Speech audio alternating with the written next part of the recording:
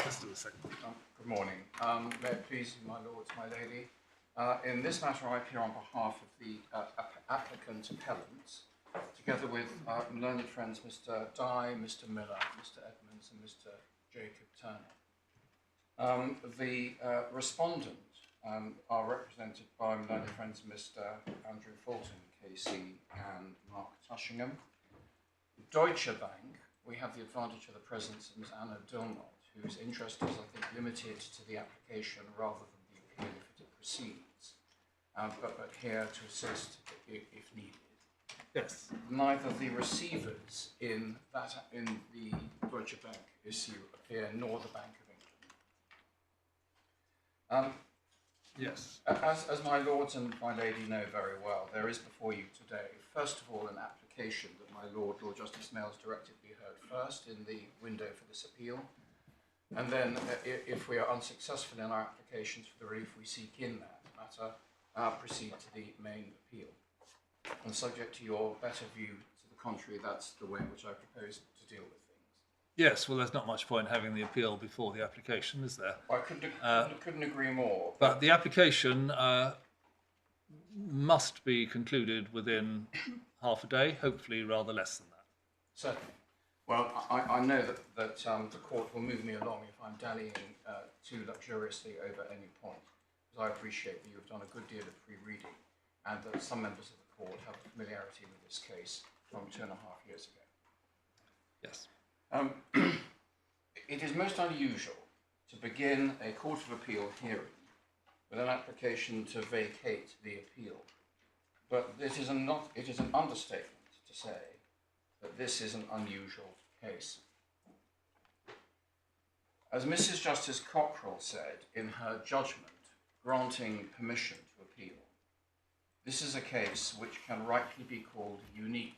The consequences of the decision in the case have the potential to affect all the citizens of Venezuela.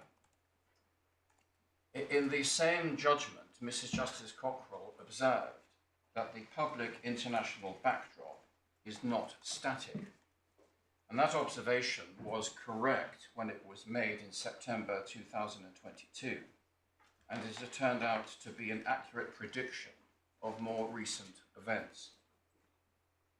Developments since December 2022 have changed fundamentally the factual and consequentially legal landscape on which this case has been proceeding thus far.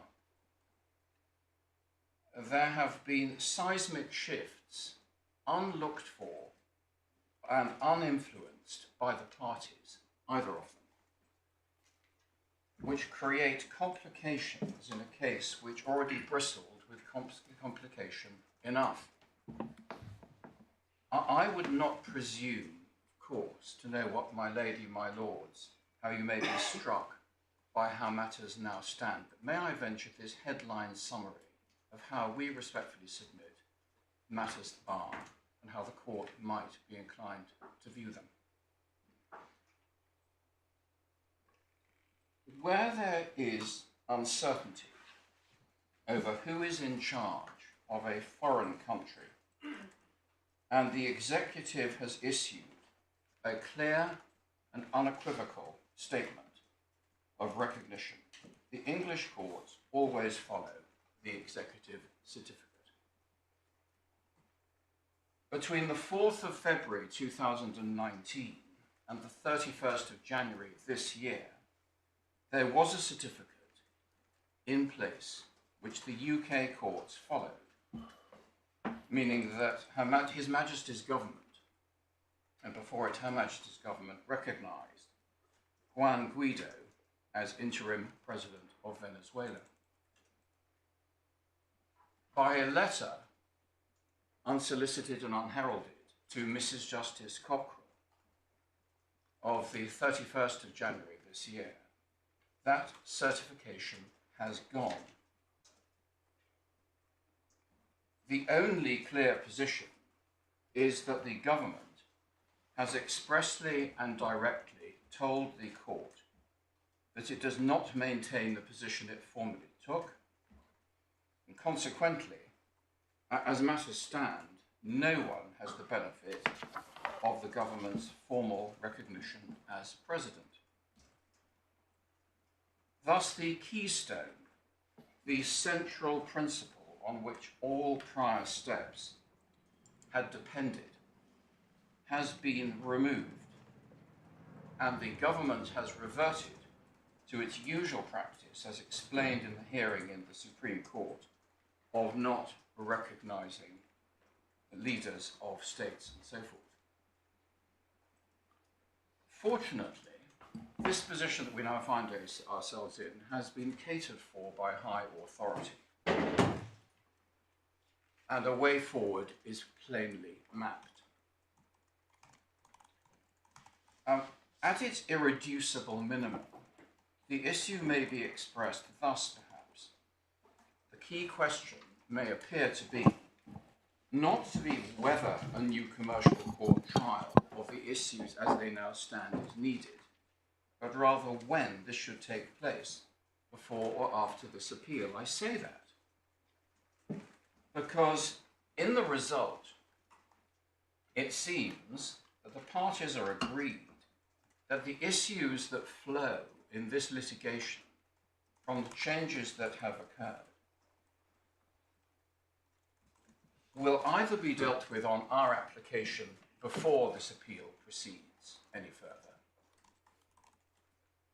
or after the appeal has proceeded on the respondent's case.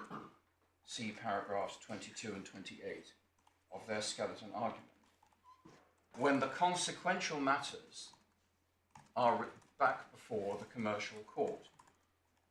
I say in parenthesis, but I'm sure my lords, my lady know this well and remember it well. Amazingly, after all these years of litigation, we are still only dealing with an appeal on a remitted issue after two preliminary issues have been determined, leaving a very large amount of other matters yet even to be litigated. As my learned friends recognise in their skeleton argument, there will be a need to replead, engage perhaps again with the Foreign Commonwealth Development Office, further explore the government's position, frame issues for trial. Will all have to be litigated before the commercial court, and the only question seems to be a matter of sequencing. It's remarkable that something so complicated can come down to really no more than that. And I'll try to bear that in mind and proportionately approach the submissions with that self-denying ordinance to the fore of my mind. Although it seems to be common ground that if you were to pursue and win your appeal, none of that would be necessary because you would simply win. Yes, subject to any further onward appeal, obviously. Of course. Yes. There seems, if I may say so, to be two options, or two questions really, that arise. Can the court proceed with the appeal? Should the court proceed with the appeal? As to the can, of course it can. We recognise that the court can proceed to resolve the narrow issues raised in the appeal, premised on adopting the position as to Mr. Guaidó and that of his appointees, knowing that that thesis upon which we have to proceed is no longer the reality. Nor would it be a basis coherent with the position now taken by the government. And there are many different epithets one can use to describe this. None of them are meant in a pejorative sense at all, but there would be an air of fiction about proceeding in that way. Because what the court would be invited to is suspend its knowledge of the actuality, set to one side what it knows about the government's change of position on recognition, and proceed to resolve the three narrow issues on the three grounds of appeal. We would do that, however, is this right, on the basis that between the two dates, 4th of February 2019 and 31st of January 2023, Mr. Guaidó was recognised as interim president? Yes, you would. Yes, you would. But you would know that as you sit here today, if I can put it in that way, my lady, my lords, you sit here today, the situation is now changed. And so you would be considering matters on a construct which does not fit with reality, as we are here now, which is why, whilst we freely concede you can, of course, deal with the appeal today.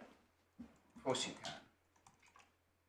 The second question, which is we respectfully submit, the bigger one, is should the court?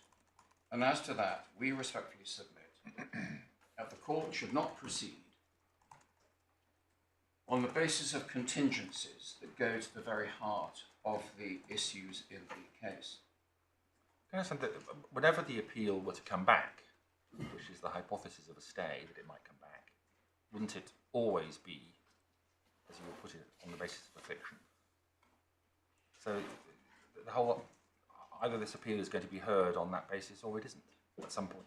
Well, my lord, I respectfully understand why you put the matter to me. May I politely disagree in this sense that if one was to stay the appeal today, remit the matter as we seek in our draft order for a trial, a Somalia trial in the commercial court, a decision is reached by the commercial court, which fixes that moment in time, reflects the government's stated and actual position of non-recognition of anyone, and comes up with a conclusion, then that gives a degree of court-driven certainty coherent with the government's position, which presently the situation lacks.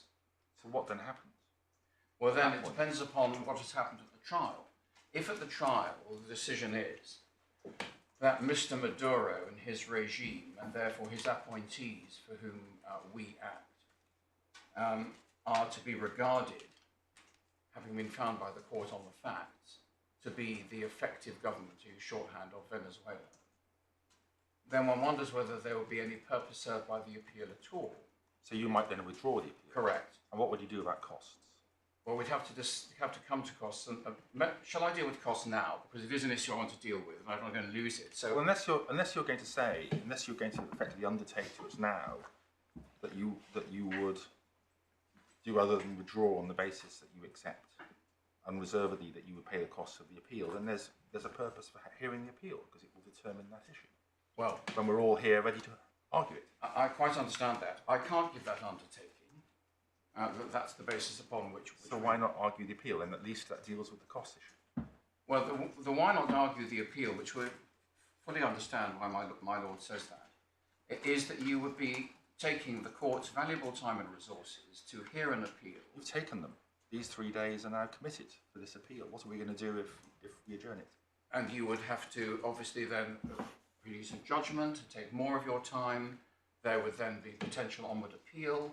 There would be the greater objection that you would have proceeded on the basis that is not consonant with the government's position and the law as stipulated by Lord Lloyd Jones in paragraph 96 of his judgment in the Supreme Court. But on costs, the position is quite complicated, as with everything else in this case. May I just explain? I'll come to deal with the issue more fully in due course, but there is presently before the taxing office of the Supreme Court a dispute in which Specialist Leading Costs Counsel has been instructed on behalf of the Maduro Board, on the basis that there is that the bank, as it were, has already paid the costs of the other side. Because what has happened is this: the costs have thus far been met out of Central Bank of Venezuela funds in New York. Is that the point on which I refuse permission to come to this court? It is the point upon which you refuse permission, but it is to be litigated in the Supreme Court, with no disrespect intended. No, much better. They're welcome to it. Yes, I respectfully agree. That is not me being with it. So it's to be litigated. And so we wouldn't want to go and have anything happen here on costs, which cuts across anything that may be decided there. And so the cost position is not, regrettably, as simple as my lord put to me that it might be. And we can't give the undertaking that my lord suggested we might give, which would otherwise therefore answer the question over the utility of the appeal. But in any event, to say that the cost issue provides a reason for hearing an appeal is, with the greatest of respect, to put things the wrong way round. One should really ask, should the appeal proceed? And if the appeal does proceed, then look at the cost consequences thereafter. That would be, in our respectful submission, the appropriate way of proceeding. And the fact of the matter is that, as I've already said, the certificate that has been fundamental to the case thus far, certainly since Mr. Justice Robin Knowles ordered the trial of preliminary issues in any event back in the spring of 2019, has been removed. Now, I've nodded towards this already, and I'll just respectfully remind you of it if I may. What one does in this situation is clearly laid out by the judgment of the Supreme Court in this case. May I show you paragraph 96? May I ask, because I've been in and out of this issue, whether the court would prefer that I take you to the Supreme Court judgment in the bundles, in the authority bundle, or in the application authority bundle? Because it's in 3 places. And I just want to do whatever's best for you. Well, I've looked at it, I looked at it and started marking it in the first place I saw it, which was the application bundle, but that's not the report, which is probably the best thing to look at. Well, then I shall go to that.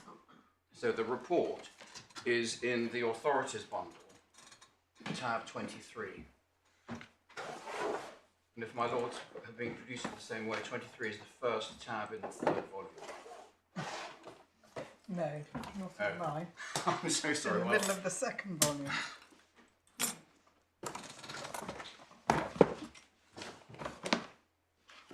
I'm afraid the bundles, or some of them, are filled so full of paper that they became unusable, and I've therefore had to reorganise them. But if we stick to the tab numbers, that should at least enable me to The find lordship shouldn't have, the lordships and my lady shouldn't have those complications. I'm very sorry. All right, there we are. And thank you very much. Anyway, we're on Managing segregation. the report in the appeal cases. Yes, thank you very much. And I'm looking in the bundle, page 913, bottom right-hand corner.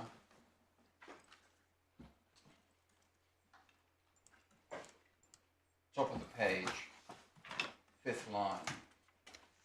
If the FCDO has departed from its usual practice by issuing an express statement of recognition, any ambiguity in the statement should be resolved by further request to the FCDO for clarification.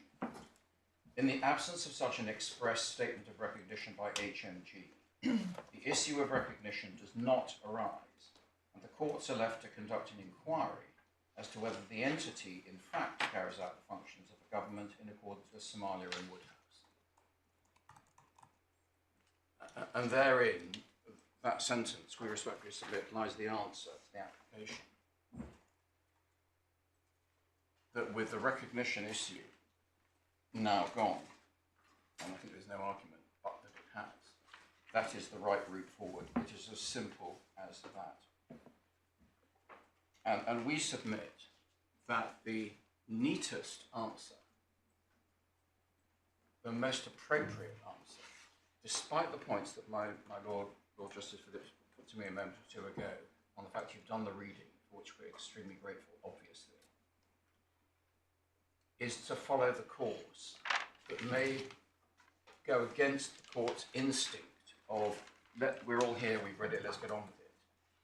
But actually the right course to follow is that was mandated, which is to say, once the recognition has gone, it's Somalia.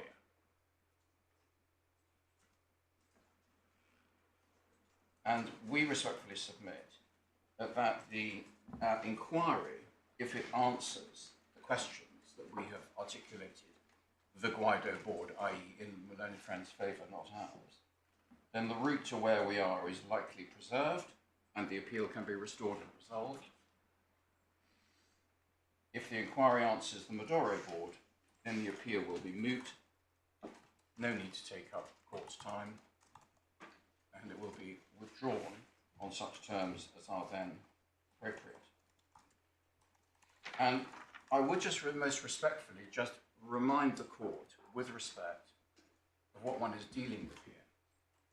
And I'm sure the gravity of the moment will not be lost on my lady, my lords.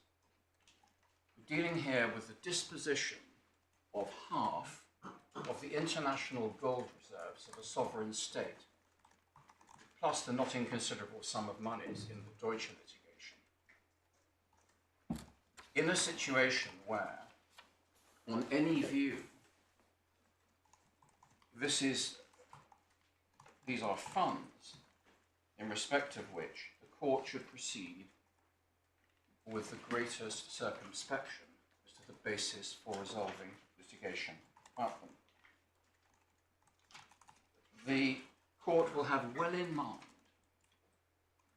the gravity of the issues and the fact that your judgment on this application in the first instance, and if we proceed on the appeal, will reverberate far beyond the corners of this case and has consequences that will be felt and reflected in actions on the world stage. The second matter I would most respectfully just remind the court of is that in this unusual case, there is no conventional prejudice that would flow to a litigant from following the sequence we suggest. No one pretends that the judgment in this appeal will be dispositive of the litigation generally. Unless, of course, we... Well, if you win, it will. Yes, of course it will. But this is an appeal that is brought on a particular basis. We can come to if we get the substantive appeal. It's been branded, I think, I don't know, lost count of how many times by learned friends as hopeless.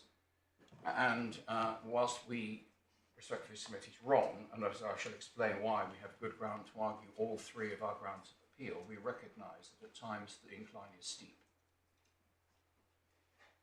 But whether we're right or wrong about the steepness of the incline and the ardor that lies ahead for the next couple of days for us, the more appropriate approach is trying to look at it neutrally, that the ring is held, the appeal is stayed, and the Supreme Court's mandate is followed, with the case being remitted for resolution in the commercial court.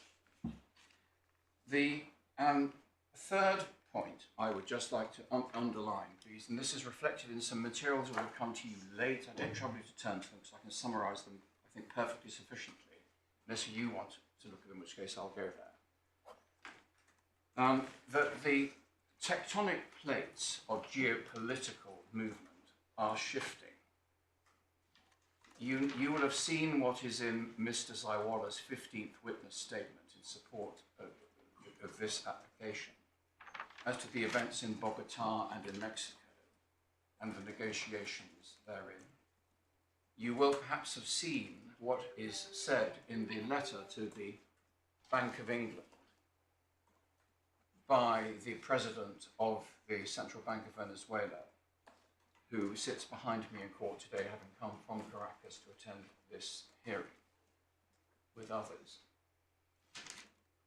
And you will perhaps have seen that things continue to evolve as late as the middle and end of last week, reported in Bloomberg and in Reuters, with the United States government changing its position on the proposed humanitarian fund administered by the UN and indicating a willingness to facilitate that.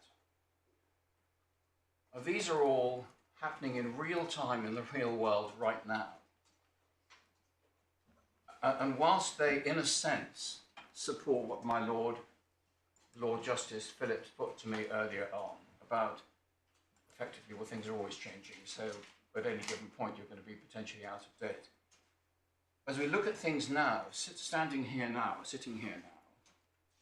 we respectfully submit we are plainly at a political pivot point with significant change in the position of the UK government, and as reported by the US government, with the Central Bank asking the Bank of England to release the gold to the humanitarian fund, and so forth.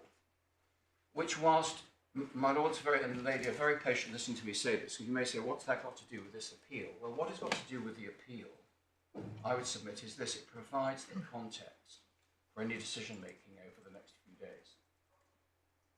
And it shows that we're at a point where allowing some air, allowing the points to breathe, allowing some space,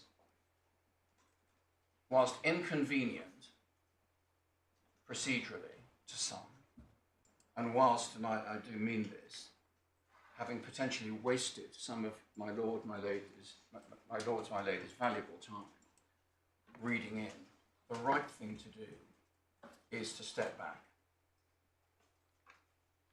And we respectfully submit to vacate the hearing, with the appeal stayed, and for the questions to be remitted to the commercial court for determination. Now, my lords, that in headline form is our submission. I'd just like, before I move on, to give more substance to it insofar as that is of assistance to you. And you may say, thanks, we've got your point, and that's enough.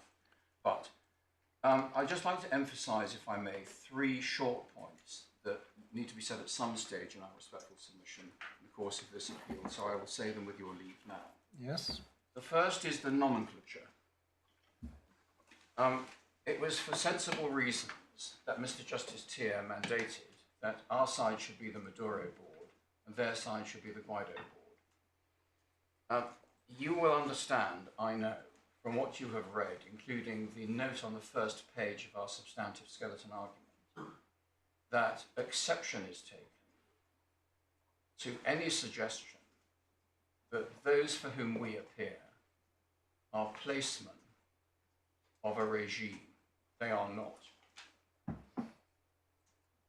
They are serious international bankers through the chair of President Ortega and his board, exercising an important function constitutionally, legally, and economically in the most difficult of circumstances.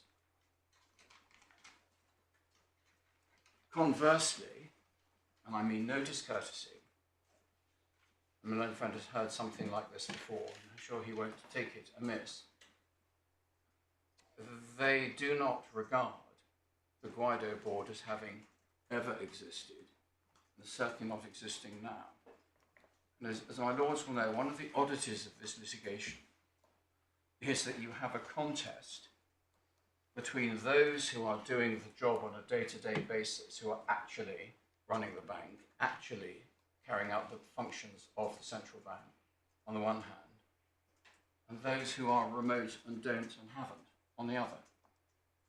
But that is where we are, and I don't want to overstate the point, but sure my lords and my lady understand the point that we make. We understand that that's your position.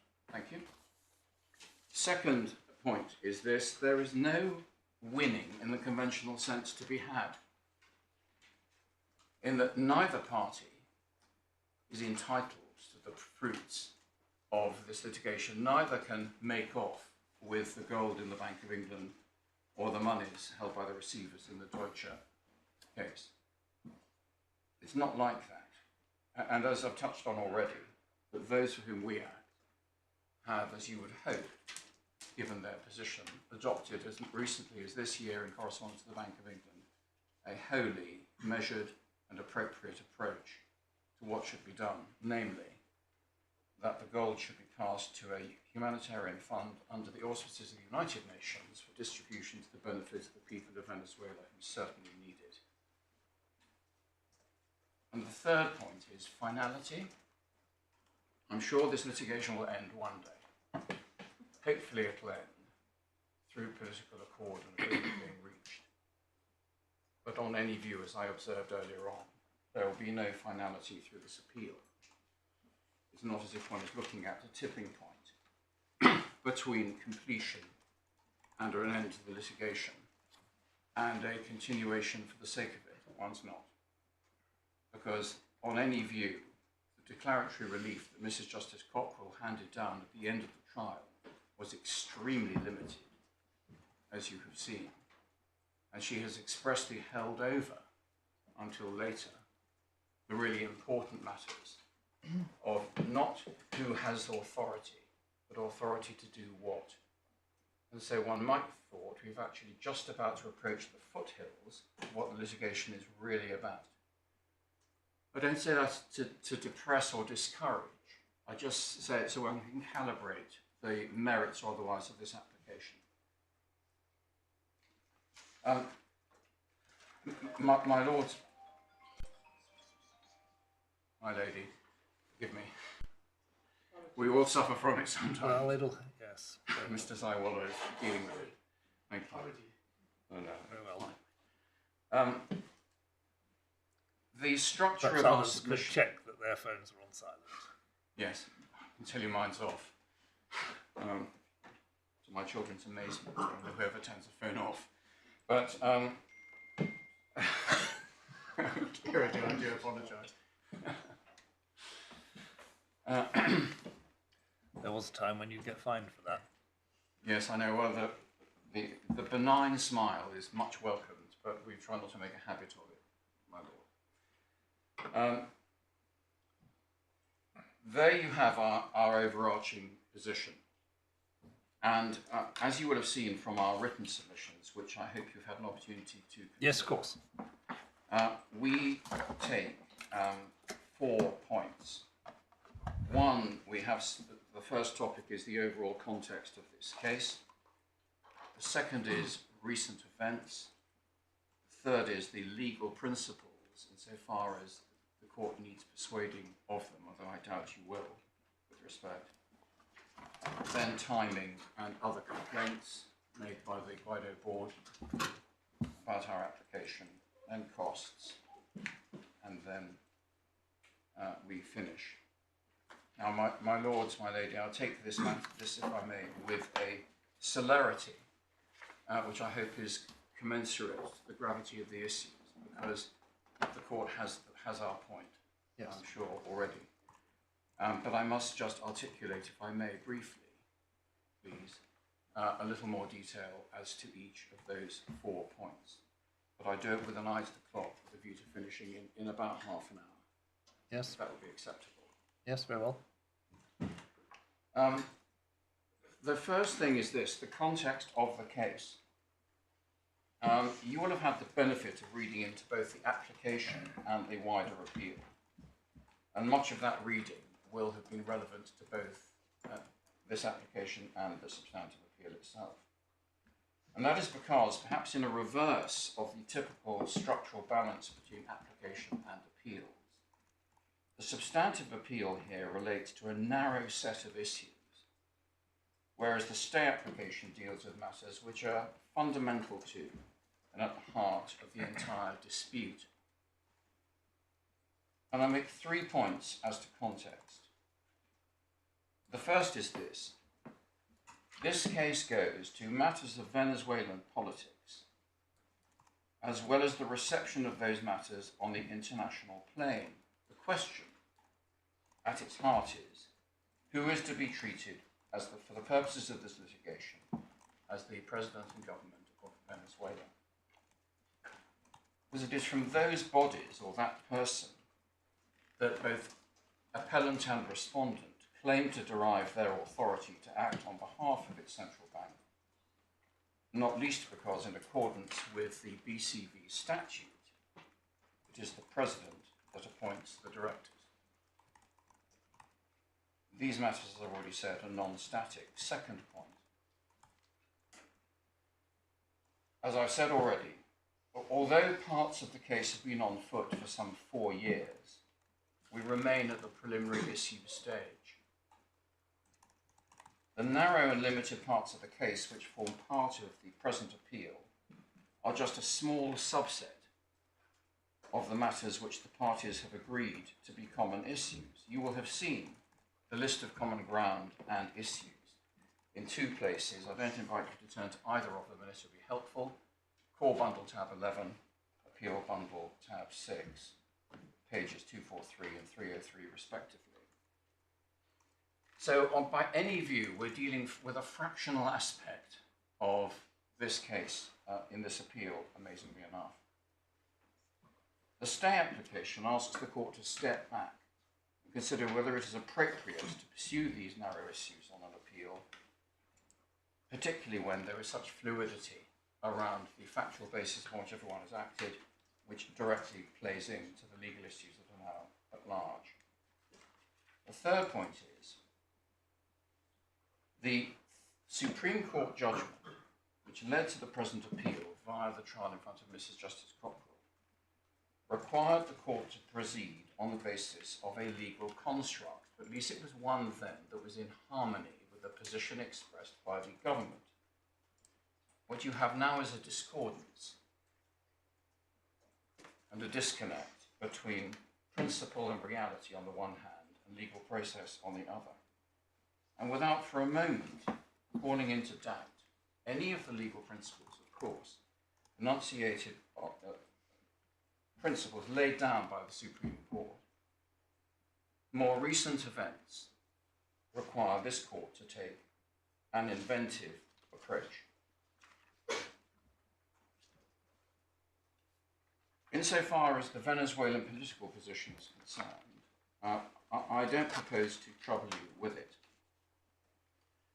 nor indeed by the development on the narrow basis of the appeal, because my lords, my lady, have the point to know this case well. What we have done is, I hope for your assistance, is to place together in a single clip, which we put on your desks this morning before the court sat, because otherwise the material is scattered across the bundles. The position as regards the movement of His Majesty's government. And I wonder whether I can just show you that, so you have the picture, and I hope it is helpful that you have it in this form. We begin page 1 with the then Foreign Secretary, now Chancellor's statement. UK recognises Juan Guaidó as interim President of Venezuela. The Foreign Secretary gave a statement to the UK recognising Mr. Guaidó as the constitutional interim President of Venezuela. And then beneath the photograph, Foreign Secretary Jeremy Hunt said, the United Kingdom now recognises Juan Guaidó as the constitutional interim President of Venezuela until credible presidential elections can be held. That is the origin of all this. So we then come on to the letter, page 3, from Mr. Justice Robin Knowles, in which, moving to the middle of the letter, third paragraph, having heard arguments, the court considers it appropriate to invite Her Majesty's government by Her Majesty's Secretary of State for Foreign and Commonwealth Affairs to provide a written certificate on the questions: who does Her Majesty's government recognise as the head of state of the Bolivarian Republic of Venezuela? Who does Her Majesty's government recognise as the head of government of the Bolivarian Republic of Venezuela? In either case, possible to indicate from what date the recognition commenced. It is then the next page, page 4, which constitutes the certificate, or completes the certificate, whichever way one looks at it. This is the letter from Hugo Shorter, Director Americas at the Foreign and Commonwealth Office, dated the 19th of March. Thank you for your letter of the 14th of February, poses the questions. It is HMG's policy not to afford recognition to governments. The HMG policy of non-recognition of governments is the subject of a formal statement of Parliament by the then Foreign Secretary Lord Carrington on the 28th of April 1980, and then sets out Lord Carrington's statement. And over the page, page 5, the policy of non-recognition does not preclude Her Majesty's government from recognising a foreign government or making a statement setting out the entity or entities with which it will conduct government-to-government dealings, where it considers it appropriate to do so in the circumstances. In this respect, we refer you to the statement of then Foreign Secretary Right Honourable Mr. Hunt, and then it's set out, and then last line, I can confirm that this remains the position of Her Majesty's government.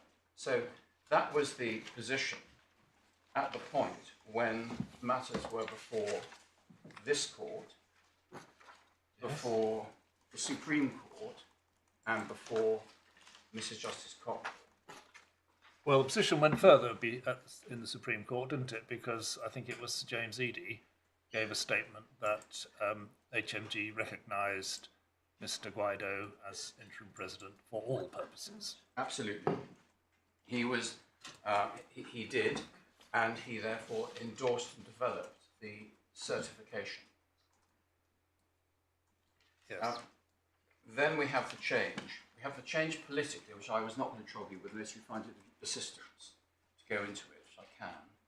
But politically, but from about 22nd of December onwards in last year in Venezuela, things changed. But the court may be much more concerned with the consequences here than with the actions there, although they are obviously connected.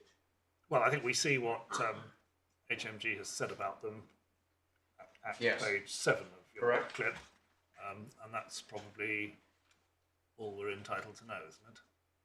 Well, you have also the letter of the 31st of January. Yes, yes. Absolutely. And I don't think, I'm sure you're entitled to know more that is in the public domain. I wouldn't dream of doing anything other that wasn't. And most of it is in the public domain as to what's occurred in Venezuela. But the nub of it is in the last line of the last sentence of the letter of the 31st of January this year to Mrs. Justice Cockrell, which is page 9.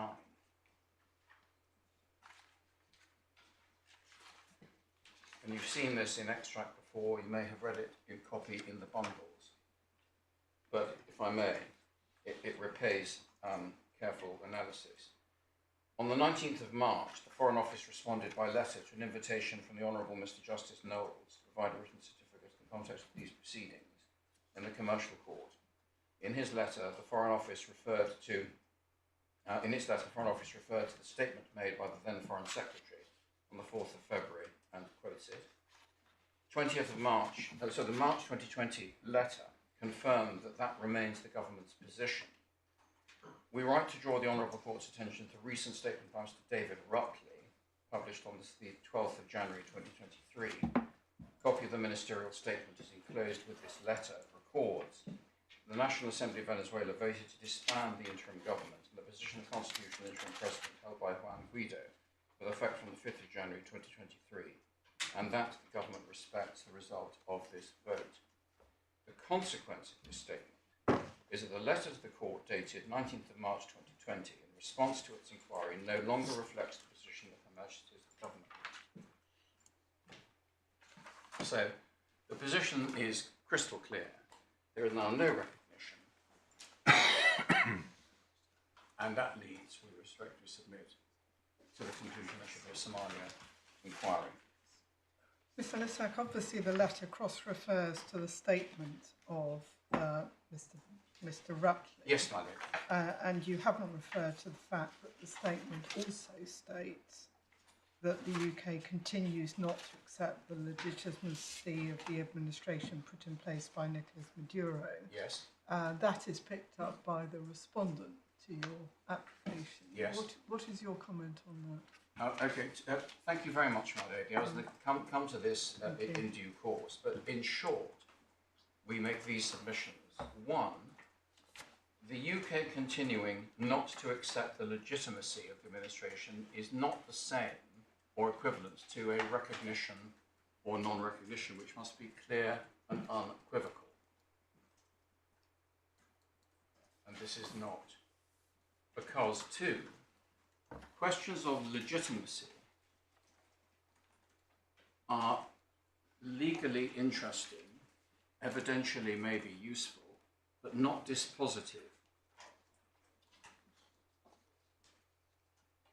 It does not use the language of non-recognition.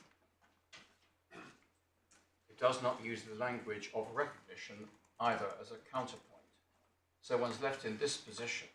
I'll come back to this in due course, with your leave. That you have a situation in which previously there was a positive certificate of recognition. That is now gone. there is no recognition of the President Maduro's regime, but his legitimacy is not accepted. And it leaves the court in the position where, at present, no one is recognised as president,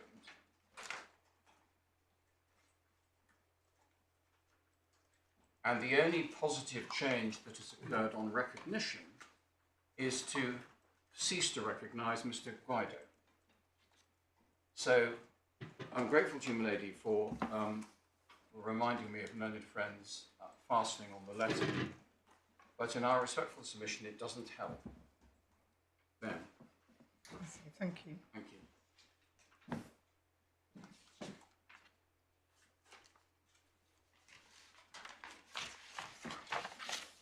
The recent events is the second of the four topics. I keep an eye at the time. I might slip a little, but I'll try to hurry up.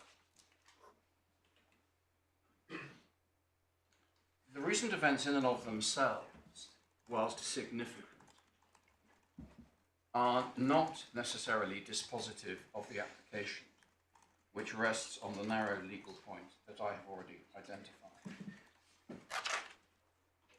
So where it leaves us is where I said we were when we started these submissions, i.e. at a point where there's a question of sequencing as to how we proceed. But it's sequencing conditioned by what the Supreme Court have said about the appropriate legal way forward, knowing that with his customary skill and clarity, the learned friend has expressed these issues can all be dealt with in the commercial court in the consequentials hearing or after the appeal has been disposed of. And in those circumstances, I would say no more about the issue than that. No point in repetition. The third point, legal principles and their application. I venture to suggest that my lords, my lady, will need no assistance from me as to what is meant by the Somalia approach. I see my lord. No, I think we've Thank you. been educated about that by the Yes. Supreme Court. Yes. And my lords and my lady were educated about it before that in any event, but you've had a refresher. So I will not trouble you with anything further on that. It has the great virtue, and it is a great virtue to hold fast to in the context of this case in our submission, of complete clarity and accessibility as a way of resolving an otherwise open question. And what is the court meant to do in the nicest possible way with the situation you've been presented with if you don't go down the Somalia inquiry route? Two options. One carries on with the appeal, rather as my lord pointed out before, time's been spent reading in, ready to roll, time set aside and so forth.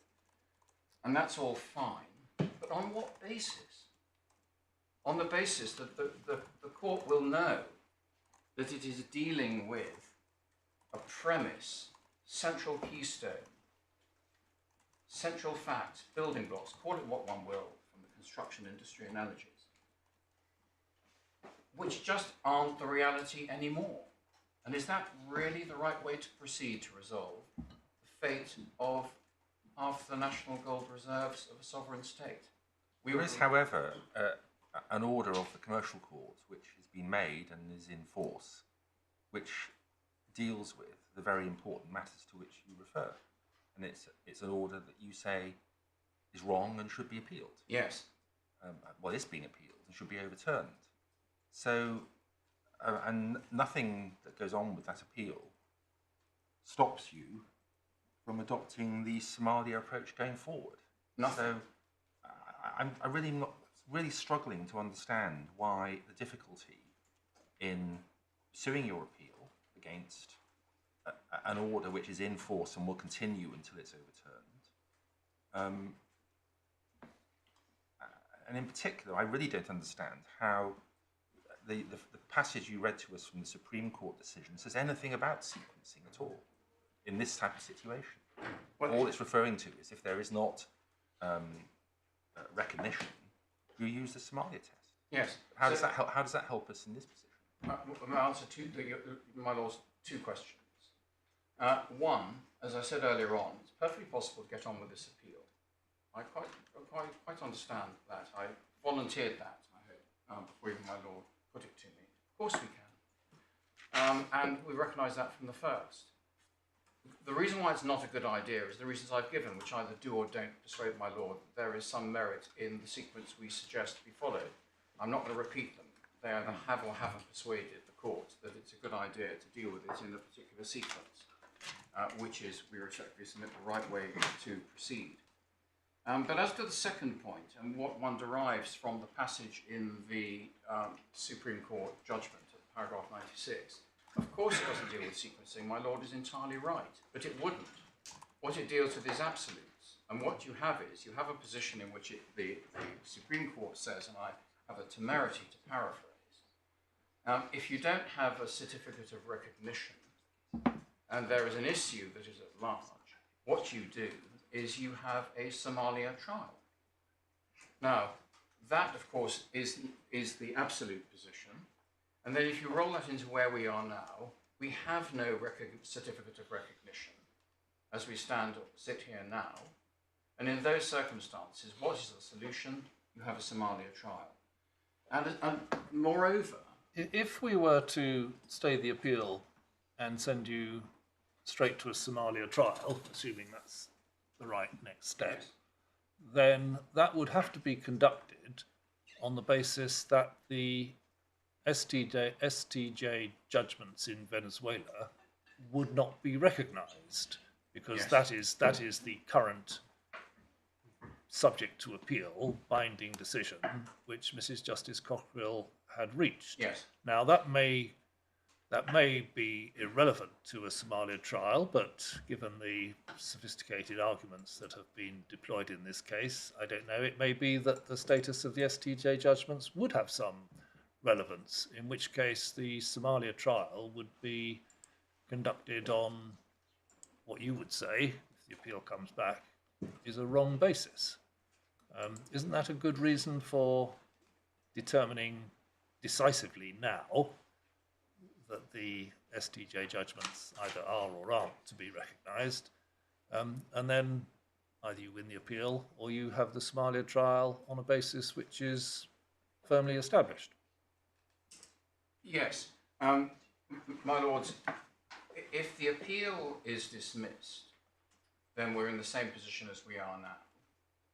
If the appeal is allowed, then it renders the prospect of a Somalia trial moot. Yes, that's true. So I don't think it's an issue that arises with respect. But what I'm anxious to do is to be of greater assistance to the court in answering my Lord Justice Phillips's points that you have put to me. And I fear my forensic inadequacies let me down. What I'm trying to convey is not a question of absolutism. I'm not suggesting that there is writ somewhere, certainly not in the Supreme Court judgment, a mandate as to what the court must do faced with these circumstances. These are, I think, probably, genuinely, and not using overused what I'm trying to unique. understand is why it indicates in any way what we are to do. It doesn't seem to me it's got anything to do with this particular question as to what do you do when there is already a commercial court decision on one premise.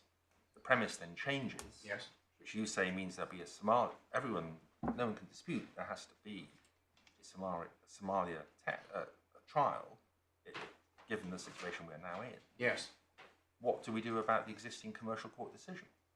And the only question for this court is that here today, should we accede to an application that we all go away on the basis that we may well have to come back to have the same appeal many months from now in certain circumstances? And that's the question. Yes. On your application. I mean, it's quite unusual for an appellant who thinks they've got a jolly good answer to why the learned judge got it wrong to be shy of prosecuting their appeal. It's pretty uncomfortable. And I, for one, at the moment, have not understood why you are shy. Well, my shyness is born of propriety, in that we debated, obviously, long and hard how to deal with the evolving. You have an appeal. We're here today. Yes. If you win it, you accept. It's a great thing for your clients. Yes. So let's get on and do it. Well, Then you win, and then we don't have to have the Somalia trial. Save huge costs of that. yes. Why don't we do it today? Yes, thrilled, if I may put it in that flippant way. Delighted to do it, but we just think it is important to bring to the court's attention change of events. It will feature, for example, on ground 2, and it'll be important in that regard. And if you lose the appeal, you then proceed with your Somalia. Yes, I'm keen to start the exchange files and start the appeal. But when I accept the submission, my keenness is really neither here nor there. Dying to take the court to Dicey's version, the 16th edition, and the changes on in Rome. Very keen to talk about where we're left in the light of the changes on the second ground of appeal and natural justice too. So I'm not nervous of them, but I just think it is entirely right, if I may say so with respect, to bring these matters to the court's attention and to raise for the court's consideration what we do. And may I just turn around a second, because I can hear a rustling of notes.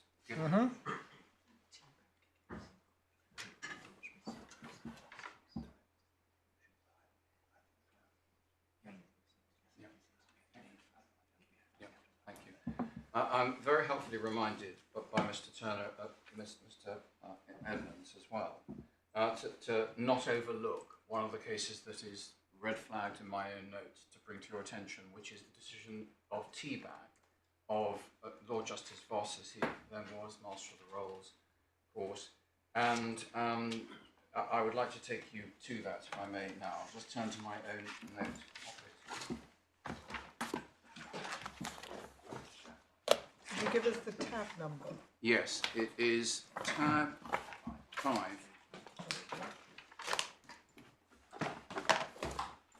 This is in the appeal, the application appeal authorities volume.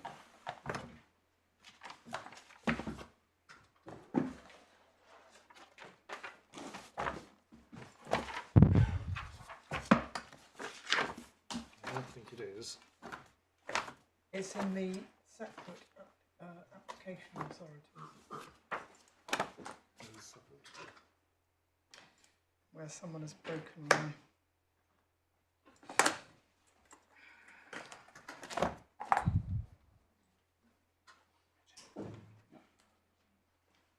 I don't seem to have that bundle, unfortunately.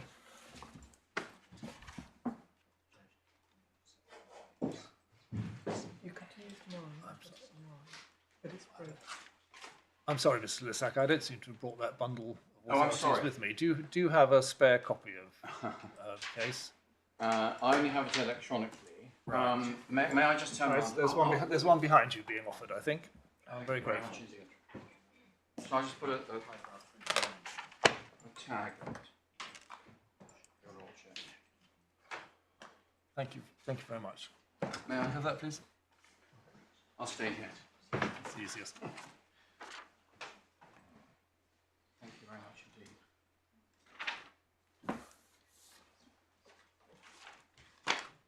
I did receive the bundle and looked at it, but I must have put it somewhere where my clerk didn't find it, unfortunately. Quite understand this may be the last time you have to think about it. But may I may I ask that the court has had a chance generally to consider this point which we raise in our submissions, that this is a case on sequencing. We would submit. We come to paragraph 29.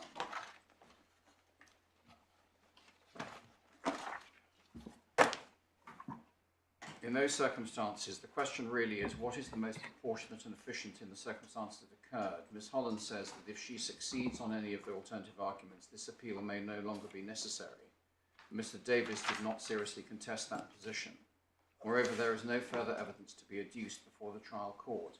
Mr. Davis suggested there might be a negative feature, but in my judgment it makes the hearing in the Chancery Division likely to come on more quickly and to be completed more expeditiously as well. I take the view that the workload of the Court of Appeal militates in favour of sending the matter back, where it is likely, or at least seriously possible, that sending it back will abrogate the need for any appeal to be heard.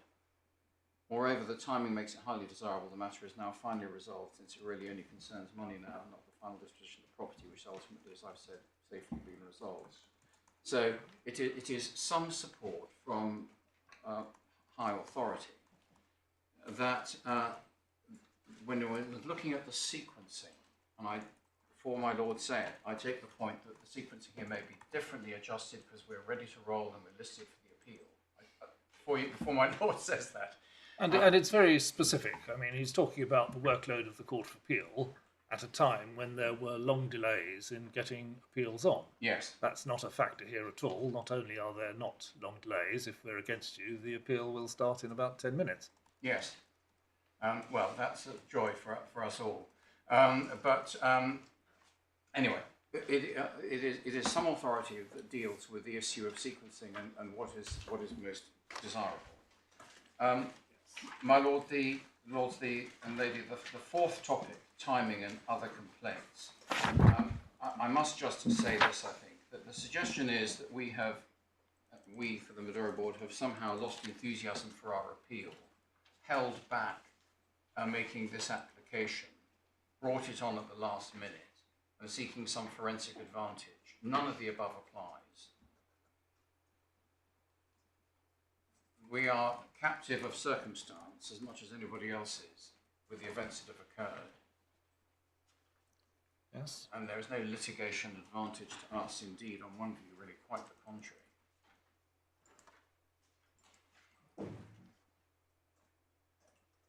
The second point is that learned friends may make complaint of, although I hope this fails, the accuracy of some of the things that are said in the 15th witness statement of Mr. Zaiwala. We not going to waste your time by going into such issues as that. It truly is a cul-de-sac, not least because we submit there's no inaccuracy whatsoever anyway. But perhaps that can be left to provide the event to see if no. Yes, well, let's see where we get on that, if necessary. As to costs, I've already addressed you as to the position as far as the Supreme Court costs issue is concerned. And my Lord Justice Males is extremely familiar with it, having given the judgment you already have on the issue. And again, unless and until it arises, I wasn't going to say anything further about it at all. And that then concludes the submissions that we're inclined to make slightly over 11:30, but not more. Thank you very much, Mr. Lissack. Mr. Fulton, I think we know your position. Ms. Dilnott, what's your... I mean, I hadn't expected to see you here. It's a great pleasure that you are here, but what's your position on this application? My Lord, our position is that the Deutsche Bank is neutral on the stay application in terms of whether it should be granted or not.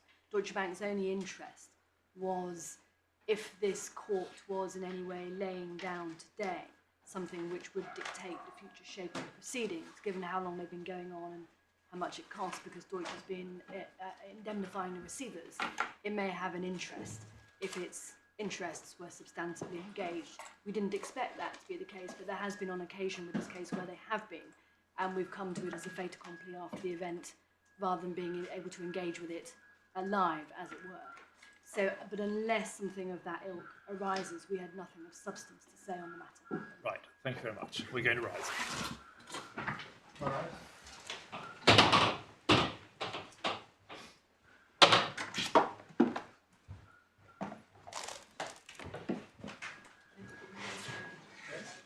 You're too predictable.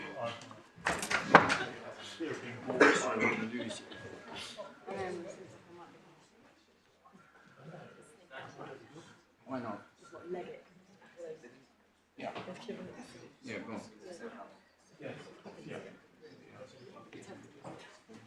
Shall I just say? You out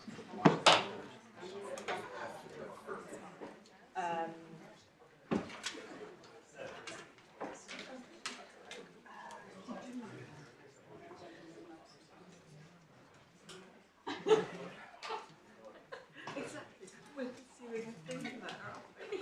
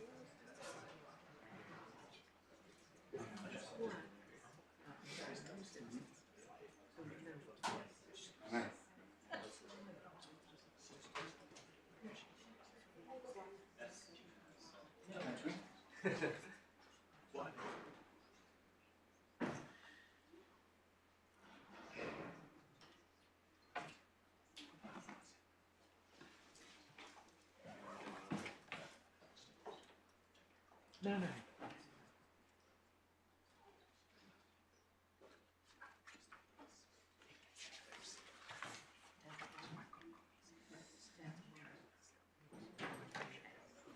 Where's the skeleton? No, no, just the skeleton.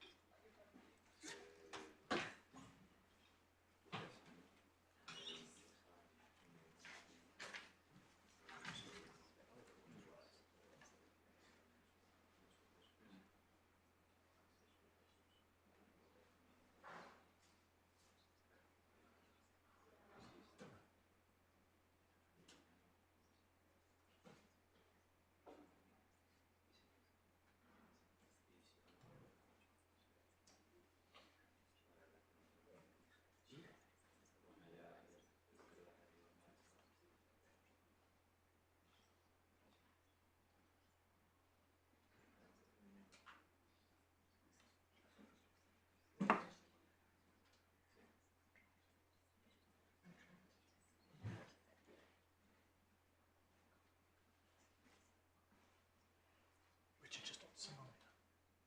Do you accept if the Foreign Office were to make an explicit statement of non-recognition, then that rules out Somalia? No. You don't? No. Because I think I need to just correct that. It's not. I mean, Phillips said that everyone accepts that if when this gets remitted, then there has to be a Somalia inquiry where we actually say that can be precluded if the Foreign Office says. Yeah, well, by all means make the point, but if you, or you can also perhaps kindly state that we don't agree with that.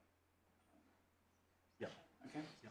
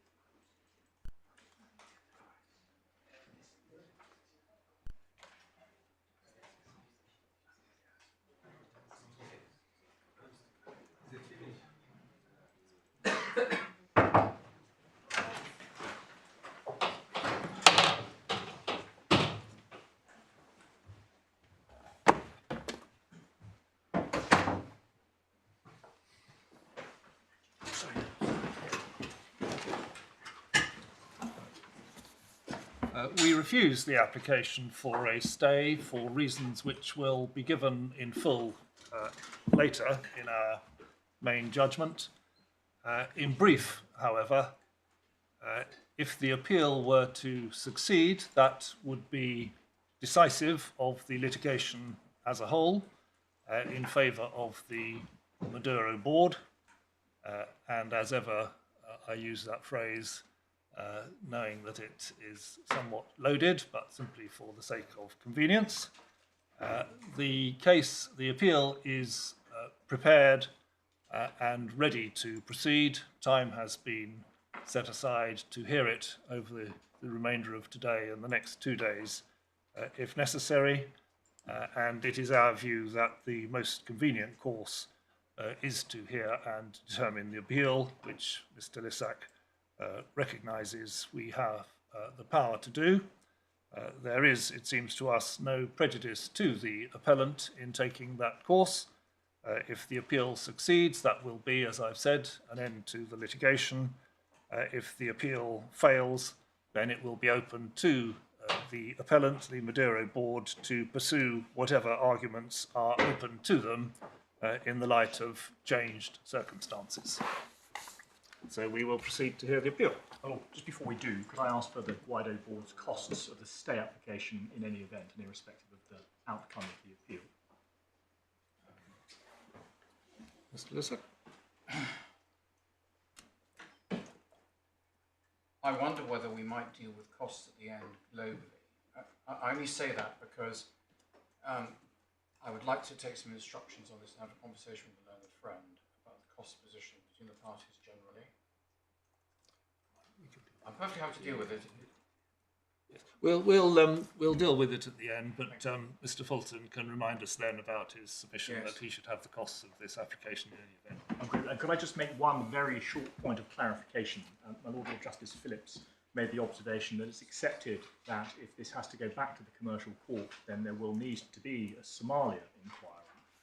For the reasons that we've given our skeleton, we do say that an unequivocal statement of non-recognition would preclude that entire exercise. And so we think it likely the commercial court would want to ask the question of the FCDO whether they wish to issue such a certificate, and that would rule it out. We don't need, it doesn't Well, the phrase I used was that the appellant could pursue whatever arguments are open in the light of changed circumstances. Well, not exactly. And Exactly. that, I hope, covers your position. I'm grateful. Yes, Mr. Lissac. Thank you. May it please your lordships, my lady. Before I come to deal with the 3 grounds of appeal, which are discrete, although they interlock, I'd just like to make some... Sorry, just a moment. Yes. We want to hear 2 and 3 first. Yes. Make your general points, but we would like to hear you first when you come to the grounds of appeal on grounds 2 and 3 before you come to ground 1, because it seems to us that potentially they may be decisive, but in any event, ground 1 may be affected by whatever views, provisional or final, we form on grounds 2 and 3. Of course I will. I'll do, as always, what I'm told. But may I just put down this marker? There is a slight wrinkle to dealing with ground 3 before having decided whether the proceedings are in rem or not. If I make my submissions on ground 3, if this is acceptable to you, on ground 3, on the basis that the learned judge, with the greatest respect to her, erred in not finding these to be in rem judgments, then that's fine. But there is a nuance to the interrelationship between these grounds. Yes, all right. Well, obviously we See what we must make sure we understand the extent to which grounds interlock. Yes. And I no doubt you'll make that clear to us. But I think we would find it helpful to proceed in the order I've Of course. Well, that's all that matters. That's the order I'll proceed in, obviously. So a few introductory observations. You're spared quite a lot of this by reason of the application that you've just kindly heard and determined. Much that I said there would be common by way of background to the substantive appeal, and I shan't repeat it, I hope. So this is an appeal about the recognition of up to 5, although in fact it need only be 3, judgments of the Supreme Tribunal of Justice of Venezuela. Stating the proposition of what this case concerns, this appeal concerns, is deceptively simple. Answering it is rather more complex. The question flows from the judgment of the Supreme Court, to which we have already looked, and I should say I'm going to, if I may, with your leave, trouble you as little as possible to turn to the bundles, because you will know the case well already. You've kindly done a lot of pre-reading, obviously, but I will give you references so that if we need to turn to them, we can, and for your note later, when there's a transcript produced of this, I hope they'll be of assistance to you. There is going to be a transcript, is there? Well, I would hope so. I know there's no opus, which was a surprise to us, but well, I think the process is that you don't get a daily transcript unless I'm asked to approve it, which I would approve if I'd been asked, but I don't think I've been asked. And although you can order a court transcript, that takes some time to get. Well, that's triumph of information over my optimism. So I'm sorry if I was overreaching myself in thinking there would be a transcript provided to you. Can I?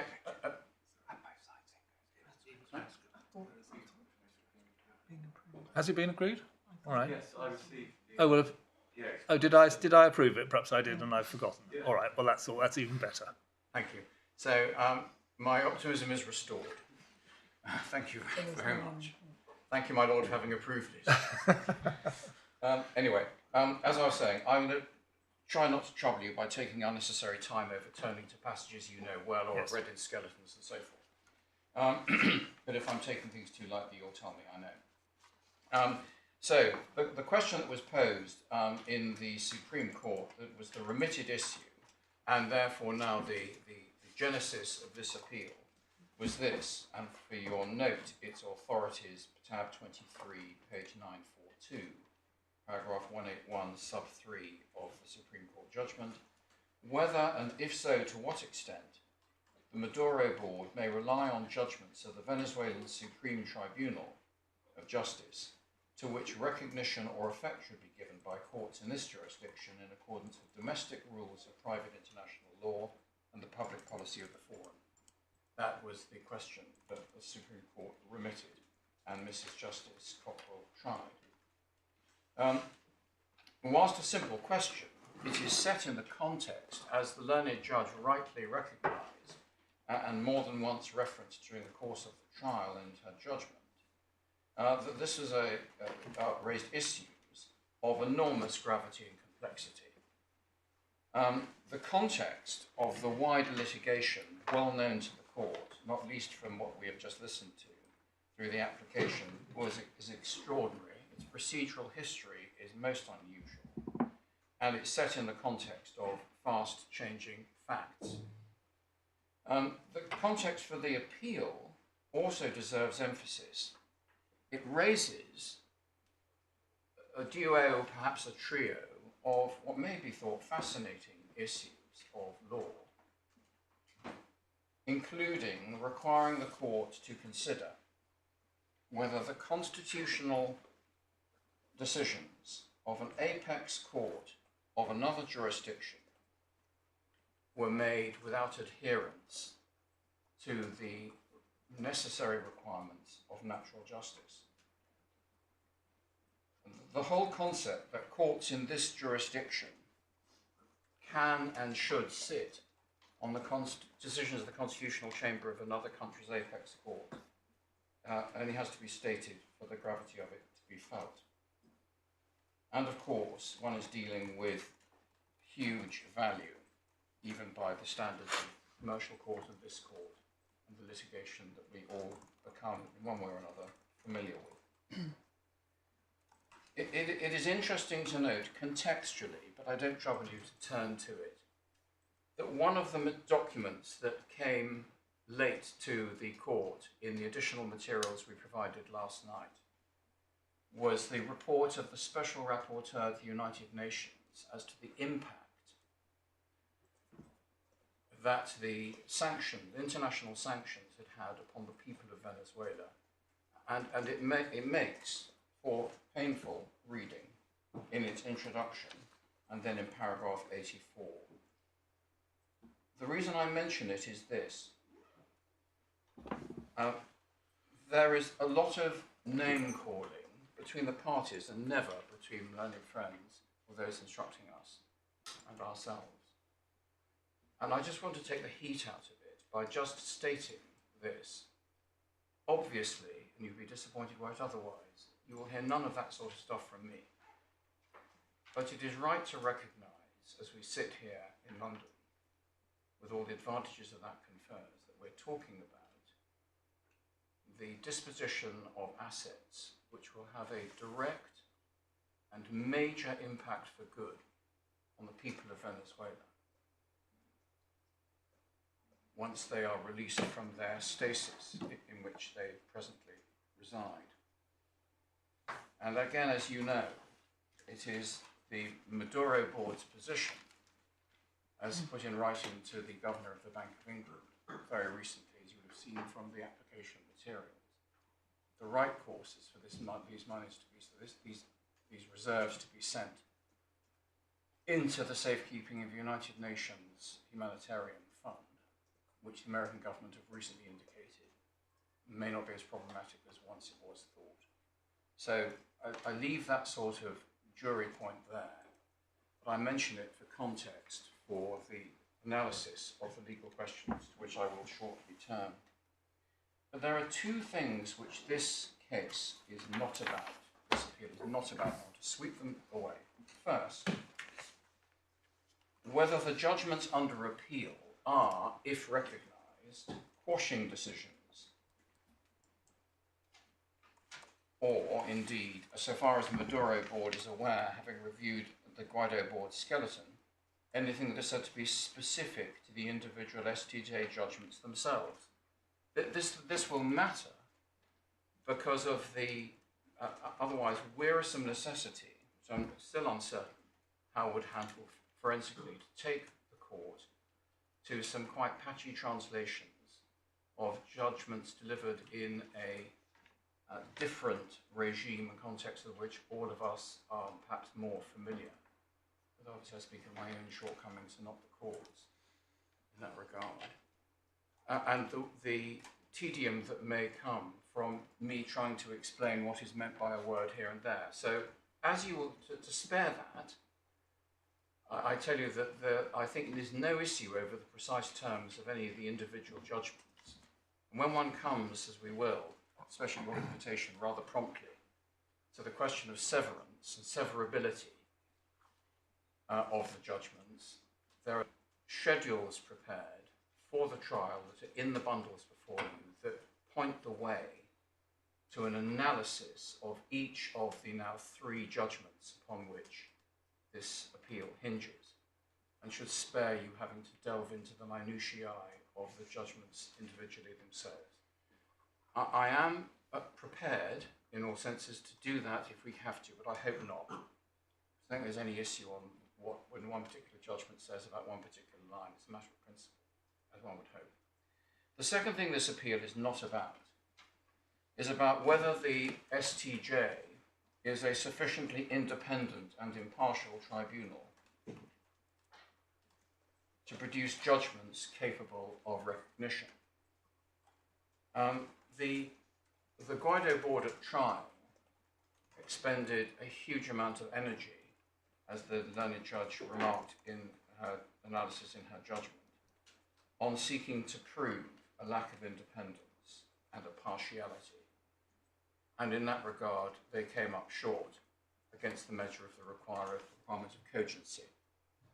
And so one is not concerned with this as an issue in this appeal, which is helpful because it further smooths the path to the legal analysis that does matter, as you're not going to have to be troubled by deciding anything about that. So one can move forward on the basis that these are judgments that are the product of a court which is sufficiently independent and impartial to deliver judgments worthy of recognition, subject to everything else. So as regards the structure of the appeal itself, and before I come to ground 2, which you would like me to first, there is the issue of the structure of this appeal, as it was going to be. But I will just take a moment to sketch out the structure. It's only a moment or two, because I think it just illustrates how they interlock. The first issue is whether the judge was wrong as a matter of law to find that the STJ judgments were ineligible for recognition pursuant to the rules of private international law. And if I call that for shorthand the in rem point, my lords and my lady will know what I mean. Secondly, whether the learned judge was wrong as a matter of law to find, as she concluded at paragraph 218 of her judgment, that recognition of the STJ judgments would be incompatible with the one voice doctrine. Our ground of appeal 2, judgment issue 3. Thirdly, that the learned judge erred in law in deciding that the STJ judgments should not be recognised because they involved either a serious, clear breach of natural and administrative justice and a denial of a fair trial under Article 6 of the European Convention on Human Rights. Ground of appeal 3, judgment issue 4A. May I recognise this reality?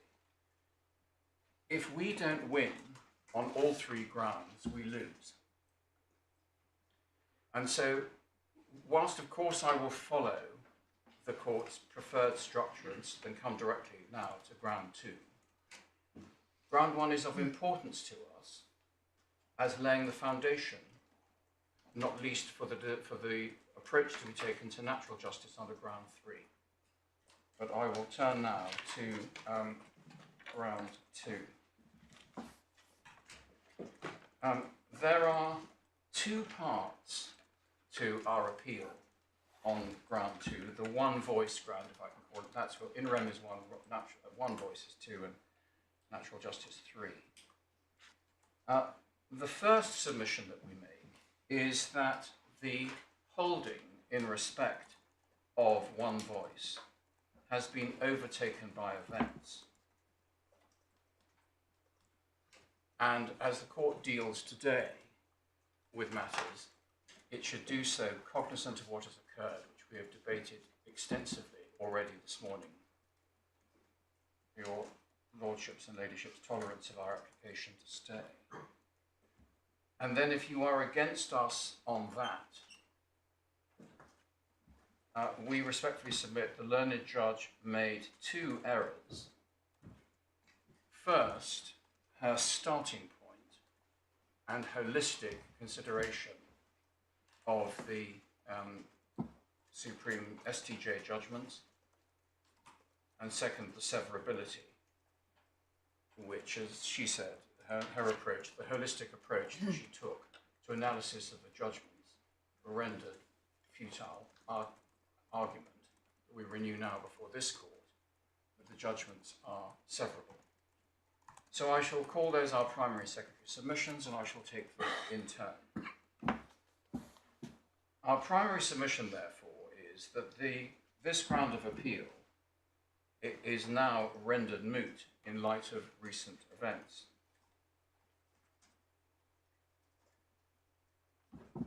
The position, in short, is this, that the one voice doctrine is, in our submission, no longer a bar on any view to the recognition of the STJ judgments, because there is no longer a certificate of the government in place which would require the courts to speak in one voice with the executive. In the consequence, this ground of appeal has, as I say, been rendered moot or academic in the fullest sense. As of the 31st of January 2023, when the government formally withdrew, as it were, its certificate of recognition of Mr. Guaidó, and the so-called interim president, the dial shifted. And in order to decide this ground of appeal, the court would, in our respectful submission, be required to answer this question. In the recognition of foreign judgments, at what point is the one voice principle applied? Because this seems to be the battleground. There are two candidates for when one applies it. We say the one voice doctrine is to be applied at the time of recognition or consideration of recognition by the English courts. In other words, it is the point when the English court is asked to recognise a foreign judgment that the court must ask itself whether to do so would conflict with any formal certificate of His Majesty's government. It is, to put it another way, in our respectful submission, His Majesty's government's position at that time and no other, which is relevant as a matter of public policy. As I understand it, the Guaidó Board's case, as set out in its skeleton argument, paragraph 6 and following, is that, and I quote, when an English court asks whether it can properly recognise foreign decisions which quash foreign executive acts, the English court is only interested to know who was recognised by HMG at the time of the purported quashing decision. We respectfully submit that the Guaidó Board's position should be rejected for these three reasons. First, it is inconsistent with the judgment of the Supreme Court. Second, it is unsupported by any other authority. And third, it is, with the greatest respect to my learned friend, bad in principle. And I'll take each of those 3 points, if I may, in turn. Firstly, is the Guaidó Board's position inconsistent with the judgment of the Supreme Court, to which we say yes? So, how do we make this argument good? First, the wording of the Supreme Court judgment. The first question is whether the one voice doctrine is engaged at all. This question was answered at paragraph 71 of the Supreme Court judgment, which is in the authorities at page 902, tab 23, 902. Could I invite you, please, just remind yourself of how it's put there, please.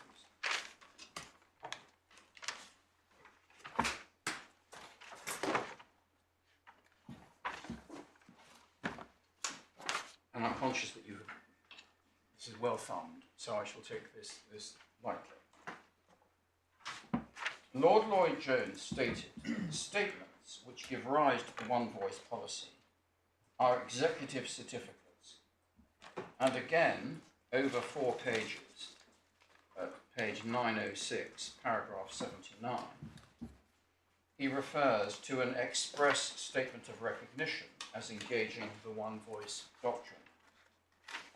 Therefore, it can be seen, we submit, that the one voice doctrine applies where there is a certificate in place from the government, but not otherwise. The second question as to when the one voice doctrine applies, when recognising foreign judgments, we say this. In the Supreme Court, if I can take you on, please, to page 938.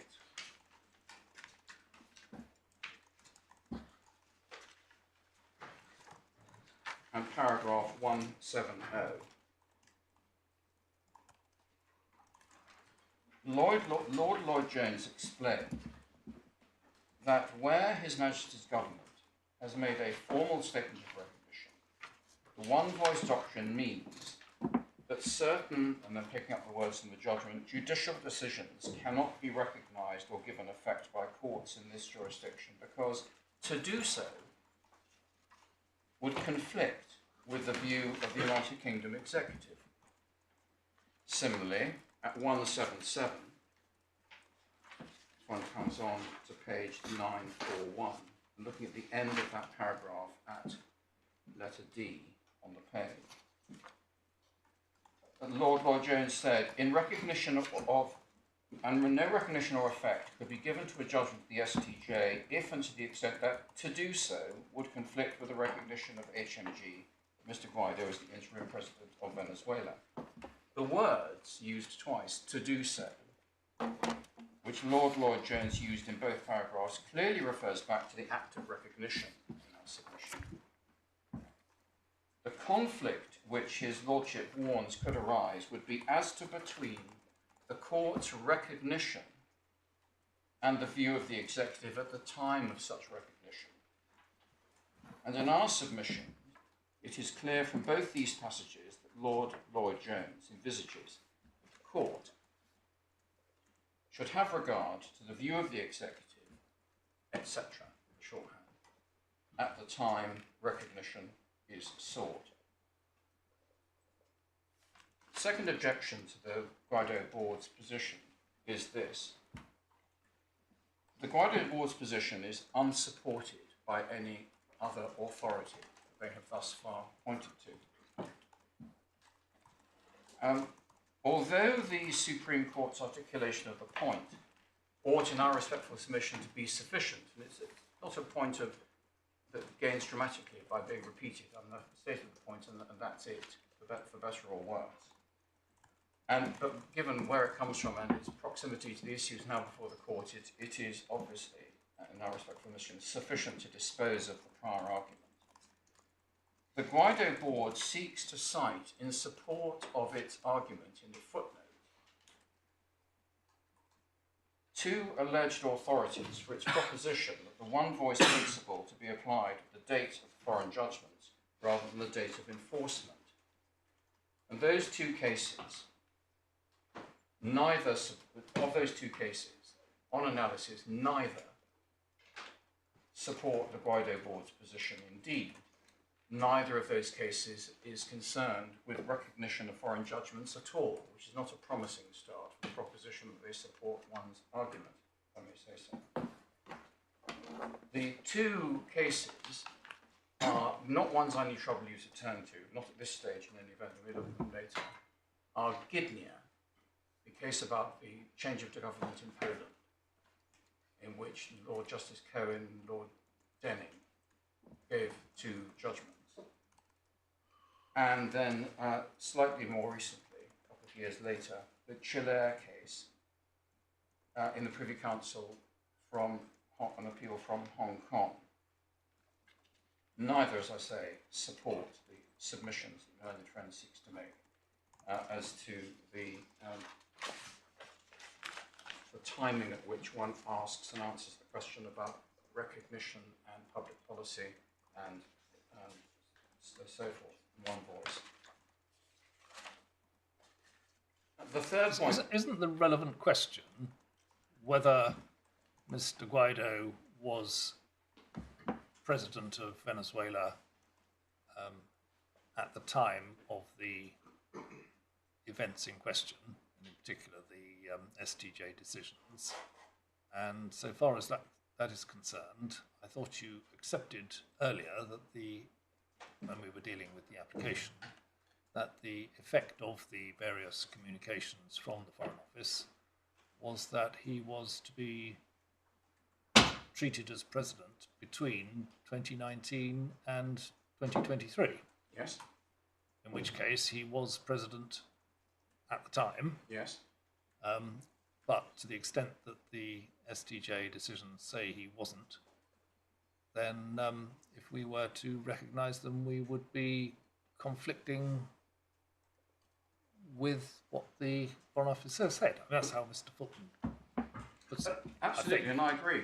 But, right. If that's the analysis, That's then, the analysis. then You we lose, lose. but you say But we say that actually it's the wrong... It's position now. Exactly. It depends when the court is being asked to consider the issue. So take, for example, this, I realise this is slightly absurd, but supposing we had a judgment from 10 years ago in a foreign court, that suddenly for some reason is now being considered for recognition in the UK now. And 10 years ago it was a reviled administration, not recognised by the government as being valid, certificate of non-recognition, maybe even a certificate of recognition of somebody else. Positive recognition is what one needs. And then 10 years later, when the court comes to consider whether or not to recognise it, the world has changed. They're our friends and our allies, and we trade with them, and we now recognise the formerly reviled leader as their president. And there's a positive recognition of him now. In those circumstances, when one is asking, would a judgment recognising, would a judgment of a UK court recognising, giving recognition to the judgment of the STJ or its equivalent, foul the one voice doctrine? The answer is no, because one would be dealing with it here and now. If one asks, but the recognition here was by Mrs. Justice Cochrane. yes, And that was before the change of circumstances. Absolutely, you're entirely right, my lord, of course. And I'm not blind to that at all. But what we say is that, and that this engages some of the points that were in the debate earlier on in the application, as you would appreciate. What matters is now. Why? Because this court is being asked to review the decisions that she made. And so... As at the date she made them? Yes, of course. But the review is now. And not blind to what has occurred since. Well, that's a different ground of appeal then. Well, no, That's not a ground of appeal saying the judge got it wrong. What was okay? May I rewind? There are two bases upon which we submit that the one voice issue, this is ground 2, falls in our favour. I'm only on the first ground at the moment, which is it's gone away. Yes, and that's what I'm not understanding. Well, then my lord will be against me on it. But my point is... Well, I'd like to understand it before I'm against you. Yes. Well, once I've understood it, I might be against you. Yes, I think you will be, if I may say so.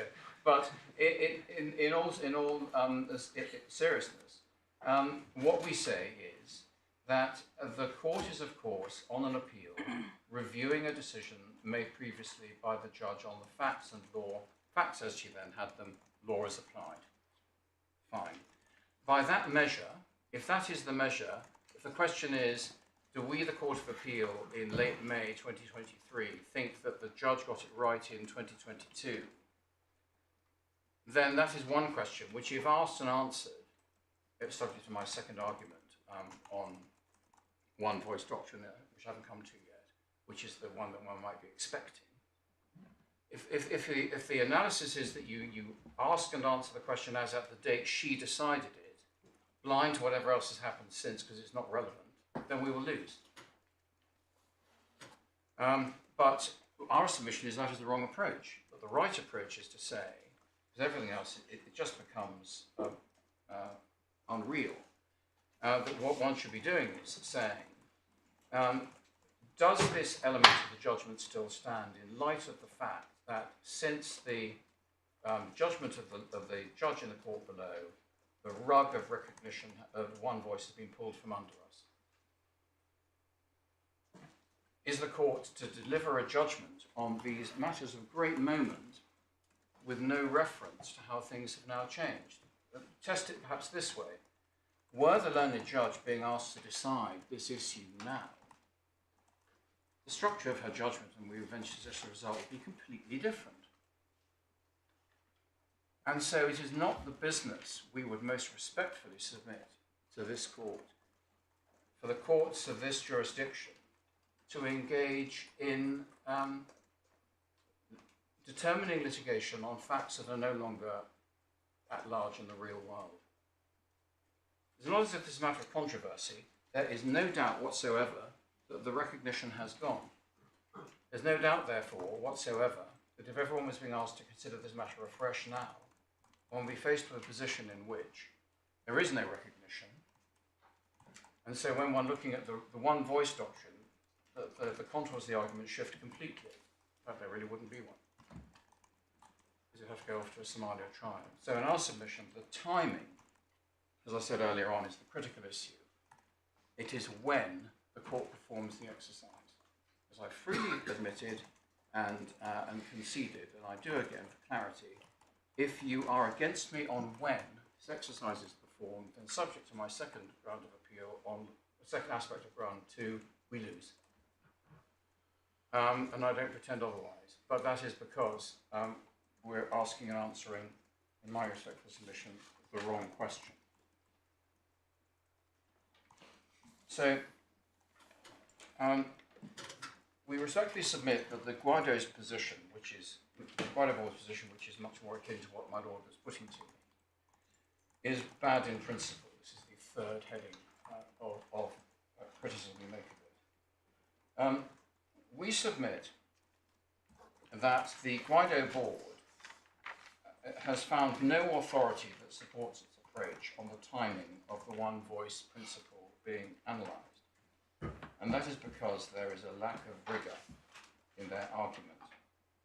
As the Supreme Court made clear, justification for the one voice policy is grounded in public policy, and as was considered at the trial below, may be a ground for refusing to recognise a foreign judgment.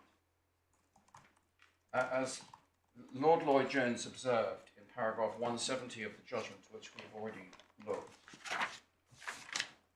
courts in this jurisdiction will refuse to recognise or give effect to foreign judgments, such as those of the STJ, if to do so would conflict with domestic public policy. It's all, and I'm not trying to make cheap points here, but it's all present tense. So if the test is, do these judgments conflict with public policy, that we would most respectfully submit must mean the public policy at the time at which the analysis is being performed, not a retrospective.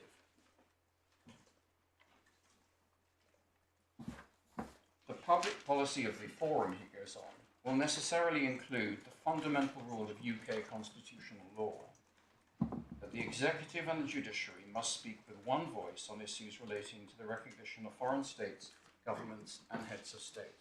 See arguments previously. And given that it is a rule of public policy that the one voice doctrine should be applied to the recognition of foreign judgments, we would make in our most respectful submission little sense if the public policy in question was to be applied as at the date of the foreign judgment, or even as at the date of the prior decision under appeal, rather than the date of attempted recognition, which we invite you to revisit now. Public policy, as we all know, is not static, and can only sensibly refer to the position in our submission as of today, not the position as it was at some indeterminate point in the past, particularly when it happens to be linked to when the foreign judgment was actually given. In order to see how the one voice principle works, I suppose one has to identify the question to which the voices are addressed. I think the argument against you is that the issue is who was president of Venezuela at the time of the appointments of the Guaidó Board. And Mr. Fulton says, well, the answer to that is that Mr. Guaidó was, because yes, that's what the Foreign Office certificate extant at the time said, and the later one doesn't change that. It only speaks for the future. Now, what do you say the issue is on which, if we say Mr. Maduro was president at the time of the appointment of the purported Guaidó Board, we would be consonant with what the Foreign Office has said? Well, you would be. You would be, but you'd also be out of date. I don't know how to sound tendentious, forgive me, but you would be entirely consonant with what the Foreign Office said then. But now? And I mean, the difficulty is, and I said earlier on, these submissions are fascinating because I think they truly are. You have the court and the parties are placed in an invidious position here, where you're having to, through this appeal, review, I haven't even got to the merits grant, as it were, yet, which I'm going to come to next, on starting point and severability, which is internal to the judgment, and there's none of this arises. You're being asked to determine this issue on appeal when the world has changed, not in some ephemeral manner, but on issues that are at the heart of the original decision. And I said in answer, during the course of the application, in answer to my own question of can the Court of Appeal continue to hear this appeal? Yes, I said then, and I don't demur from that. You can. But it's changed to the extent that Guaidó is no longer recognised as president, but that doesn't mean that the government has withdrawn its previous recognition, which applied at the time when the relevant events occurred.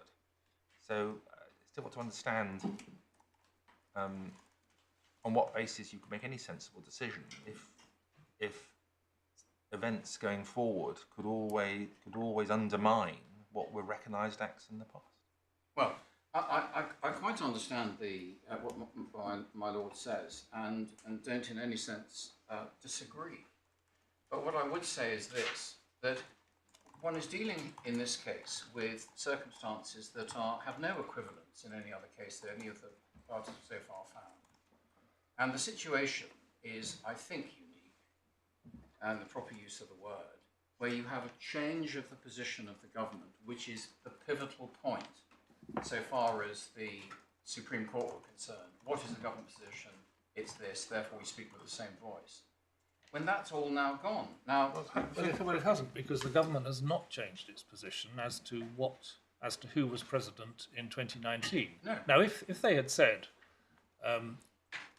we withdraw the certificate, and by the way, he was never president, despite what we said before, yes. then that would be another matter. Yes. But they haven't said that. No, they haven't. The word said no longer. Of course. I'm not suggesting to the contrary. And I freely accept that if the analysis is, on this point, is there's nothing in your arguments, talking to myself, the basis upon which we, the Court of Appeal in May, will address this is by looking at whether the judge was right or wrong by reference to the position as it was then this argument my argument falls over. Because the government has not changed its past position, it's only changed its present and future position as of the 31st of January. We submit that is the critical issue. If the court is not with me, then I'll move on to the next ground, or sub-ground, still on ground 2. But it concerns our secondary submission, which is that we respectfully submit the learned judge was incorrect to find as a matter of law that the relevant question was whether the STJ judgments, viewed as she put it holistically, take as their starting point a view of the respective roles of Mr. Maduro and Mr. Guaidó, which from the perspective of the government is incorrect. That's the judgment under appeal, paragraphs 195 and 217. And secondly, and relatedly, the judge was, with respect, wrong to refuse to treat as severable the STJ judgments, such that they could be given effect, to the extent that their reasoning did not depend on the view that Mr. Guaidó is not the president. Actually said in her judgment at 205 and following. I'll take each in turn. Neither submission will take very long. First of all, our submissions as to the judge's error in interpreting the Supreme Court judgment on one voice. We submit that the learned judge erred in considering the Supreme Court judgment compelled a holistic approach to foreign judgments, where one treats them as single units and looks at their effect. Instead, we say that the proper approach to foreign judgments is to approach their content as severable, such that some parts can be recognised and enforced, even if other parts are contrary to the one voice doctrine. And then recognition should be granted to those parts which are severable to the extent it is possible to do so. So it is a straightforward difference of approach. Do you read the foreign judgments as an entirety and ask whether, viewed as an entirety and as regard its effect, it offends the one voice doctrine? Or do you read the judgments, as it were, with an open mind, only casting out or blue penciling those parts which are flatly contrary to the one voice doctrine, leaving standing those parts which can be separate, which can stand apart from that condemnation?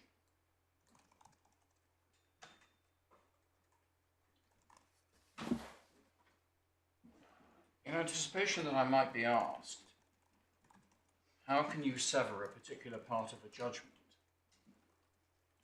if the foreign court reaches a singular judgment or verdict?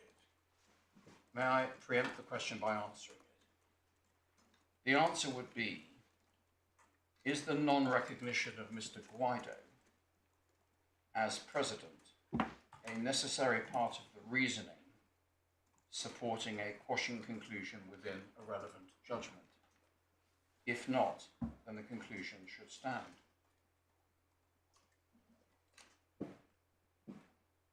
The Maduro Board's position is that there is no basis for seeking to look at a foreign judgment holistically or at its overall effect, because to do so tends to collapse the entire assessment into something of a confusion. It would be at odds with a well-established case law on severability of foreign judgment. And we submit that paragraph 170 in the Supreme Court judgment, which I know we've already looked at, lays down a two-stage approach.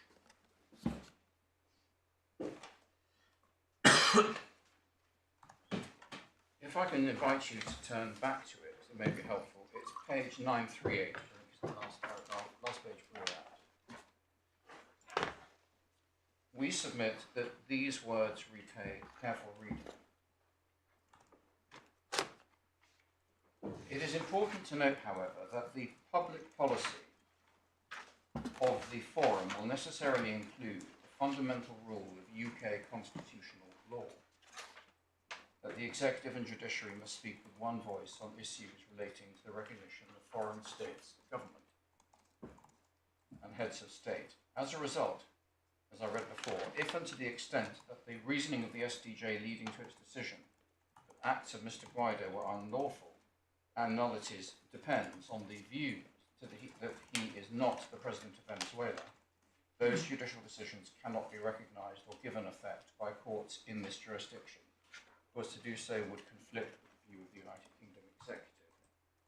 That is to say, two stages, as I said. First, the reasoning of the STJ judgments must be examined. And then second, if and to the extent that such reasoning depends on the view that Mr. Guaidó is not the President of Venezuela, then such judgments cannot be recognised or given effect by courts in this jurisdiction. As I said before, in paragraph 177, His Lordship returned to the topic, and again the words are to a similar consequence. Our submission that the act of emphasis must have been with respect to his prior formulation of principle at paragraph 170. And as such, 170 and 177 should be read together. Stands. But we respectfully submit that the entire test was laid out in paragraph 170, to which we just looked.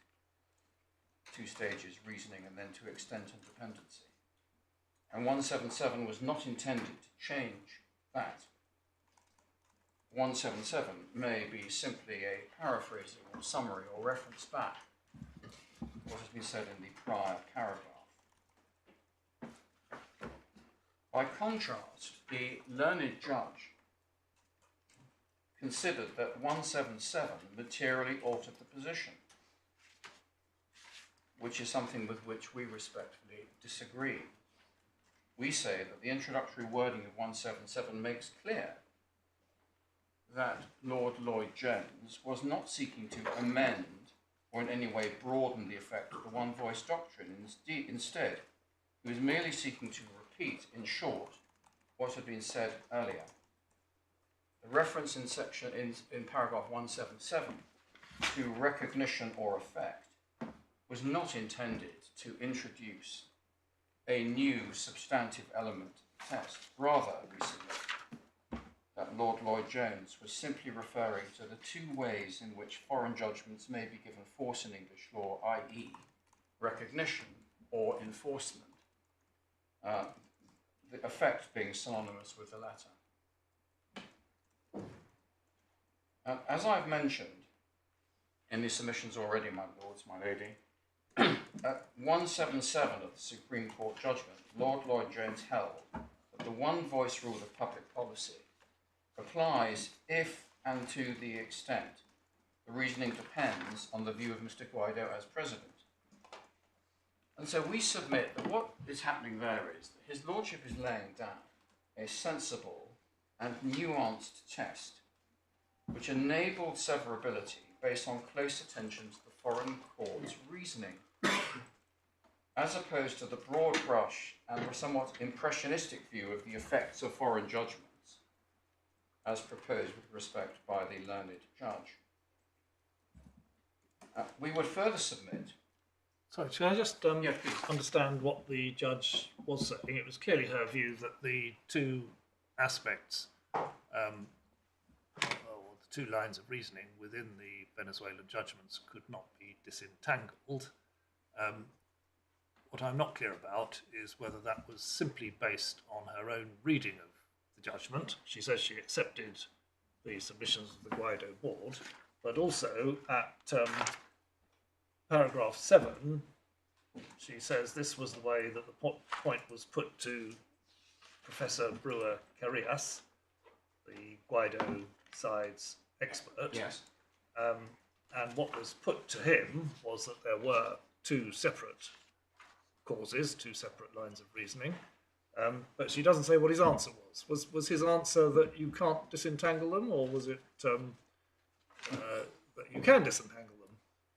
I'm waiting for an answer from behind. I think I know the answer, and I was asking the question. Well, it may be quite important, because if the judge's view is based only on her own reasoning, then I suppose we can look at the judgments if we have to and see whether we agree with her or not. But on the other hand, if she is guided to some extent by Venezuelan law expert evidence, which she accepts, then that might put a different complexion on matters. So that's why I'm interested in the point. I wonder whether, this is an immediate answer from behind. I might just come back to this Of course, at 2 o'clock, because I'm of not going course. to finish all my submissions No, of course, but by lunchtime. if you could, that would be helpful. Of course I will. Thank you. May I just turn around a second? Yeah, if that's convenient to you, then Yes, certainly. Thank you very much indeed. Thank you. We further submit that the proposed approach, which I've been laying out at the Maduro Board, that you read the judgment with, as it were, an open mind, ask yourself whether parts of it do or don't infringe the one doctrine rule. Where they don't, they stand separately, then they're okay. Where they do, then they're struck down. Is consonant or consistent with what we submit as a well-established approach in a number of other areas, including considering the recognition and enforcement of judgments. First and foremost, the enforcement of judgments, foreign judgments in common law, where the judgments consist of both a penal judgment, itself unenforceable under Dicey Rule 3, and a civil award of damages. In keeping with proper practice, the authorities that bear on this have not been put in the bundles for the court because the issue is not in controversy and it's agreed between us. And so you will recall, I know, that in Rawlin and Fisher, Mr. Justice Hamilton in 1911 stated that the latter, let's say the civil award of damages, could be enforced insofar as he put it, it was practicable to distinguish the portion of the adjudication which was not part of the criminal suit from the portion of it which was. Now, I'm not suggesting there is a perfect fit between the position on penal judgments and civil damages with the situation we have here, but it's the first illustration of a couple I will give you of where the courts have been willing to accept they can blue pencil foreign judgments to determine that which is enforceable and stands and that which is not. Secondly, we have in the same, not controversial, foreign judgments under the Protection of Trading Interests Act, which draw upon the self-same analysis that I just gave you in Rawlin and Fisher. Thirdly, the position of the enforcement of foreign judgments under the Lugano Convention, again, not in controversy, so you've not been troubled with it. We further submit that the latest version of Dicey also supports our analysis of the Supreme Court judgment in that it adopts a formulation which reflects paragraph 170 of the Supreme Court judgment. There is no suggestion of taking into account the amorphous effect of a foreign judgment. You will find that in the authorities bundle. It's tab 37.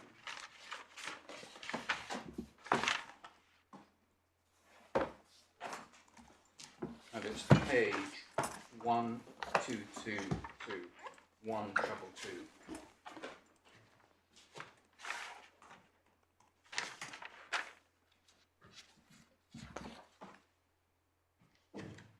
And could I just invite you perhaps to read the black-lined paragraph rather than me reading it at you? On page 1222. 1222, yes. Thank you very much, my lady.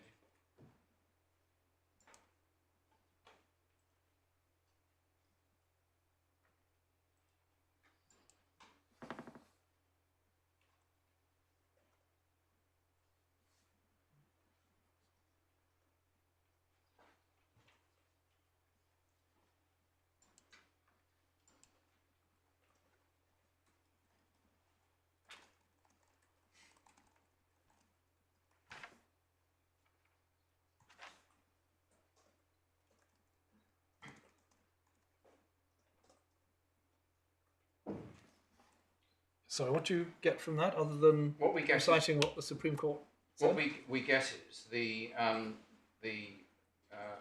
sentence, the last sentence in the black line section. Consequently, if the Venezuelan court's decisions that President Guaido's acts were unlawful depended on the view that he was not the president, those judicial decisions could not be recognised.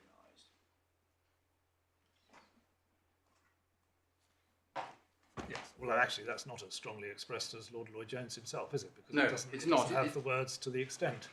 No, it's just another aspect of the same point. Okay. We stand by, as you know, what Lord Lloyd Jones says. We think that's more than, if I say so, good enough. But it is interesting the way it's put in Dicey in the new edition. So for reasons which, you know, occupies considerably on ground one, which I may or may not get to come. We'll see. Further, we respectfully submit the judge was heavily influenced by what was said in this court in Mahmoud and Braish which I recognise a member of this court was part of the panel in that appeal as well.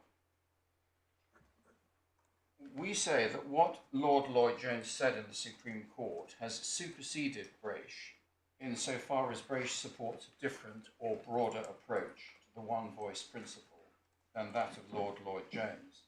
Well, the Supreme Court certainly said that some aspects of Mahmoud and Brache were wrong. Yes. And so I think I need to be heavy-handed about the point. So we submit that the better view is that one should take the law now from the Supreme Court in this case, rather than from Brache insofar as there's a discordance between the two on this point. Finally, under this head, we come, as a matter of common sense, to this argument. If the Guaidó Board's position were correct, in that a holistic view had to be taken of the judgments, they have to be read as a piece, and if any of that piece offends the one voice doctrine, they couldn't be recognised. Why remit the point to the commercial court for determination?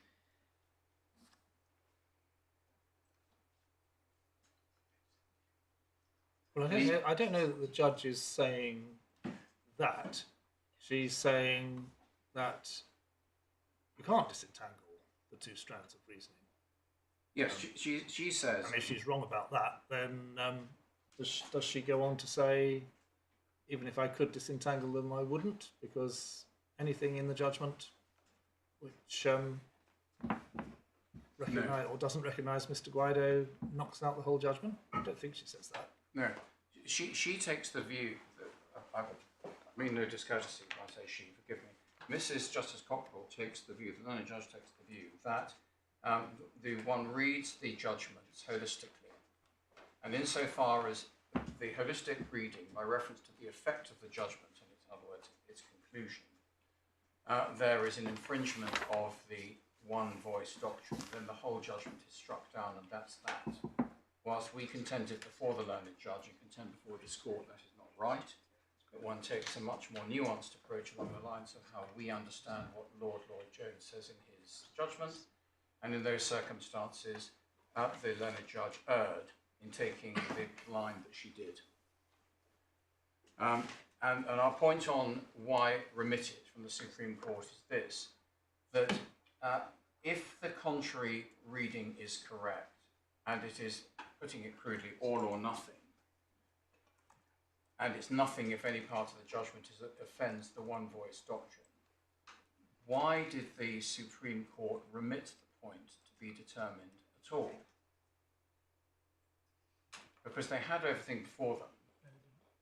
They didn't. And, forgive me, and whilst the issues that were engaged in the Supreme Court did not run as far as consideration of the individual judgments themselves, and therefore the issue was not one on which they delivered judgment, obviously. They knew the tenor of the point. I thought they explained in express terms why it had to be remitted. I found a paragraph.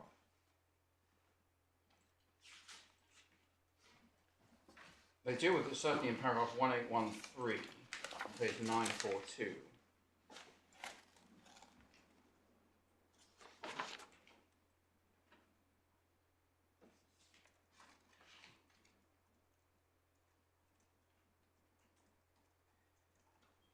If that's what my lord has in mind. No, I think it's... Oh, sorry.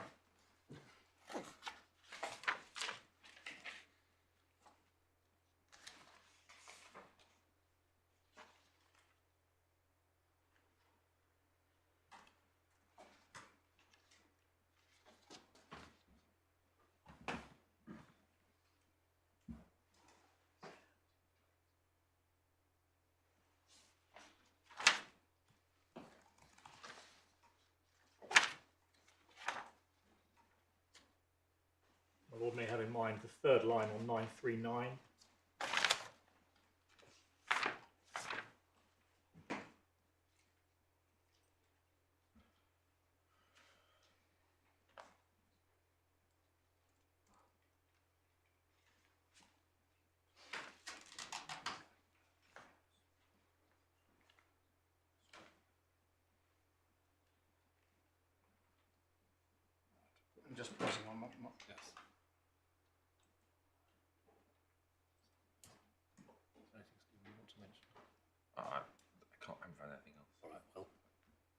All right, well, if anybody spots anything, we'll come back to it. Okay, thank you very much. May I carry on?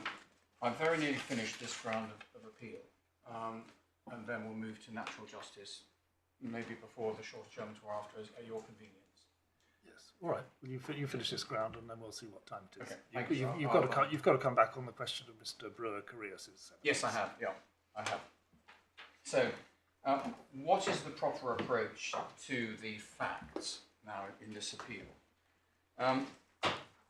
When considering the STJ judgments themselves, and in particular just the three, which have our focus, it is our respectful... Sorry, have you clarified somewhere which three those are? Yes, 5, 6 and 9. And I'm sure we have. I know we have, but I can't put my finger on where, but it's 5, No, 6... I can't remember. I'm sorry. It's 5, 6 and 9. That's referring to the table in the judgment. Yes. Yes. They're in the essential reading. Yes. And they're in the essential reading bundle, Mr. Fulton reminds me. I'm not sure. Anyway, well, the answer to my latest question is no, I let you down. I can't point you as to where, but it is 5, 6 and 9. Okay, and is it relevant to understand why those three are your particular focus? Yes.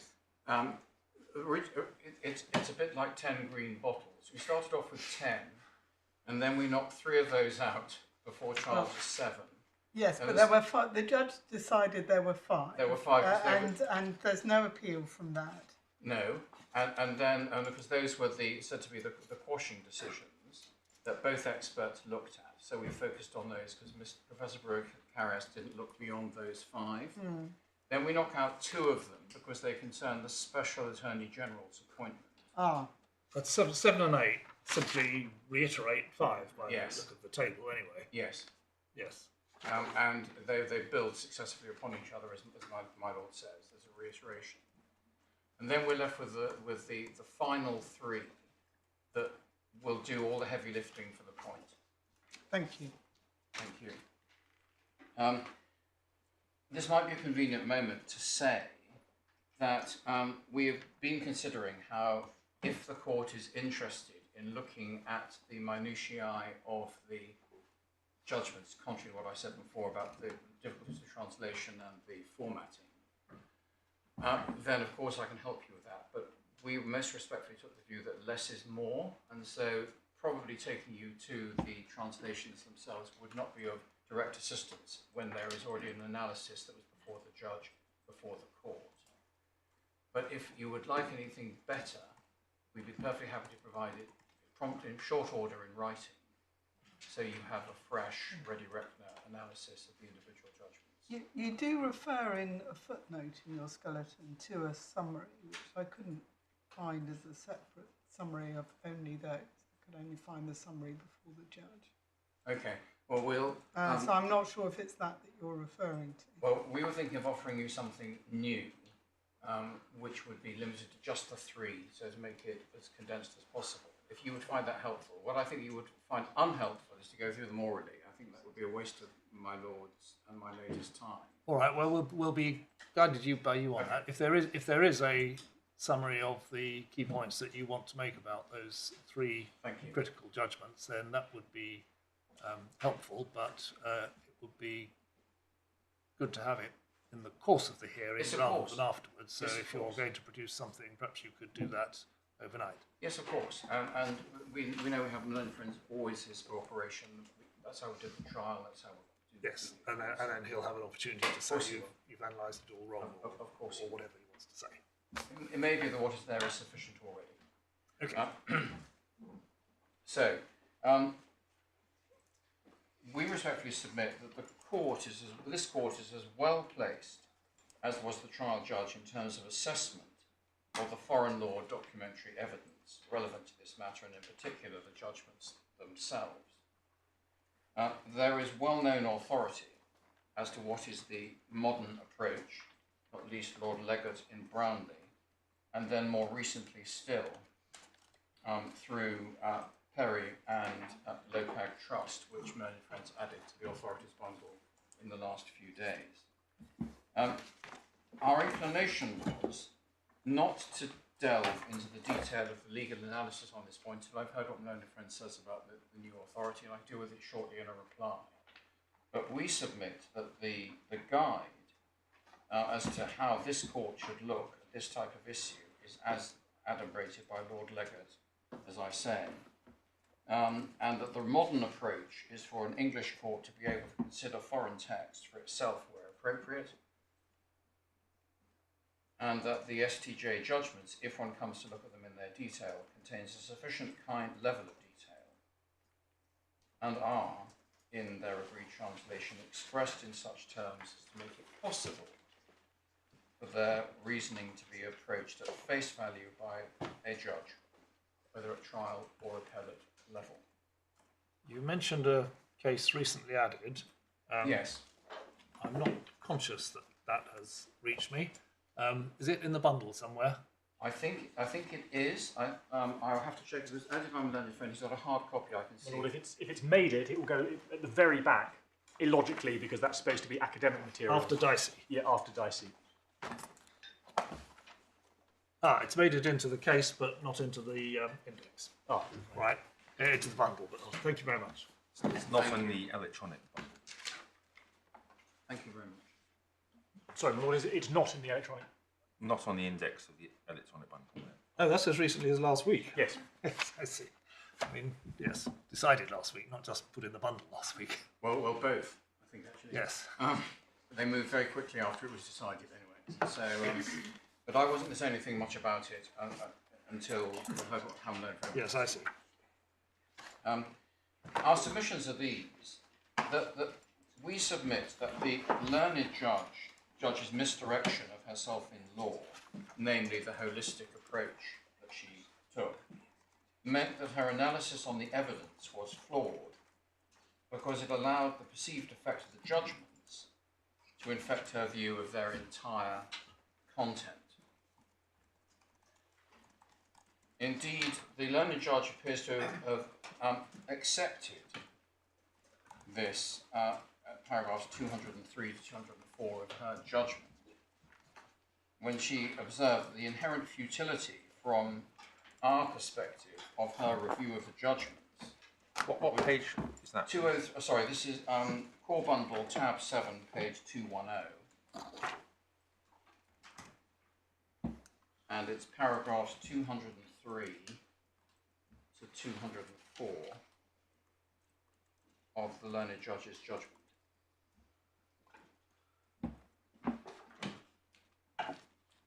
And as I was saying, she accepts that there is it's my word, not hers, I stress, there's a futility in this exercise from our perspective in her reviewing the judgments in view of her earlier findings that the conclusion on the holistic analysis decides the question. And therein lies the problem.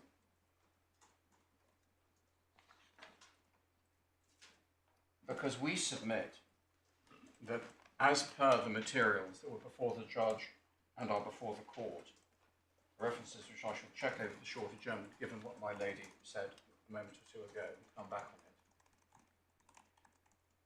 We submit that the relevant parts of the STJ judgments going to the status of the Guaidó Board are severable, given that in each judgment, conclusion of the STJ is founded on clearly identifiable reasoning, which stands separate and apart from any view expressed as to Mr. Guaidó's status as president or otherwise. Specifically, where the STJ judgments reason that the National Assembly, that's the 2015 National Assembly, could not act whilst in contempt by reason of the inclusion in their number of 3 deputies whose election was unlawful. And that issue, which runs as a theme amongst most of these judgments, if not every single one of them, crystallized long before Mr. Guaidó ever became anything prominent, let alone recognized as interim president. Secondly, where the STJ judgments reason that the appointments derive from the null and void, as they called it, transition statute. That too is entirely separate from the status of Mr. Guaidó. Something that was passed into law, in inverted commas, by the National Assembly that they were already condemned as being in contempt. And thirdly, where the STJ judgments reason that the appointments are null as being by reference to entities that do not exist in Venezuelan law, based on the reasoning that the Special Attorney General is not a position that exists as a matter of constitutional law in Venezuela. There's no such thing. And that the Central Bank of Venezuela is not a decentralized entity, which is a term of art that has a place in the detail that my lords and lady will have picked up. And thus, again, is separate from the status of Mr. Guaidó. The judge does seem to say at 203 that the critical question is the test. Yes. What's the starting point? But she then seems to go on at 205 and following to say, to the extent that it does matter, she agrees with the Guaidó Board's position that the position of Mr. Guaidó is inextricably linked. Yes. So there are really two aspects, and you've got to show that she's wrong on the second point as well, haven't you? Yes. I do and I don't. And that's the analysis you're going to give us. Yes, it is, and it's the analysis that will be on the page, and it will reveal that. And this is why what's the time? It's just on 1 o'clock. May I just finish this? Yes, sentence? of course. Thank you. And this is why the sequence and the waterfall of reasoning is important, because yes, I have to deal with this point, although it's a question of fact more than anything else, and provide the court with the materials so you can form your own view on the rightness or wrongness of our submission. If you start from the viewpoint that the holistic approach is not the right point of departure for the analysis, and then you start reading the judgments against that rubric, it tends to colour the subsequent reading. Sorry, are you saying that despite what the judge actually said, which is putting that point to one side, that the reasoning is still all intermingled, is in fact a view nevertheless reached in a way that was coloured by her earlier determination? I am not in any sense critical of the learned judge at all, because of course she expresses herself precisely in her analysis, which we say is with respect mistaken. But it would be surprising if it were not, if one was able to completely put out of one's mind when the issues are as interwoven as she finds the weft of the warp and so forth the judgments are here. It would be asking a great deal with respect to do that. And so when the learned judge comes to the conclusion she does, captured in paragraph 205, we respectfully submit A, that she's wrong, but B, that is obviously successively upon the prior finding, which we think is fundamentally wrong.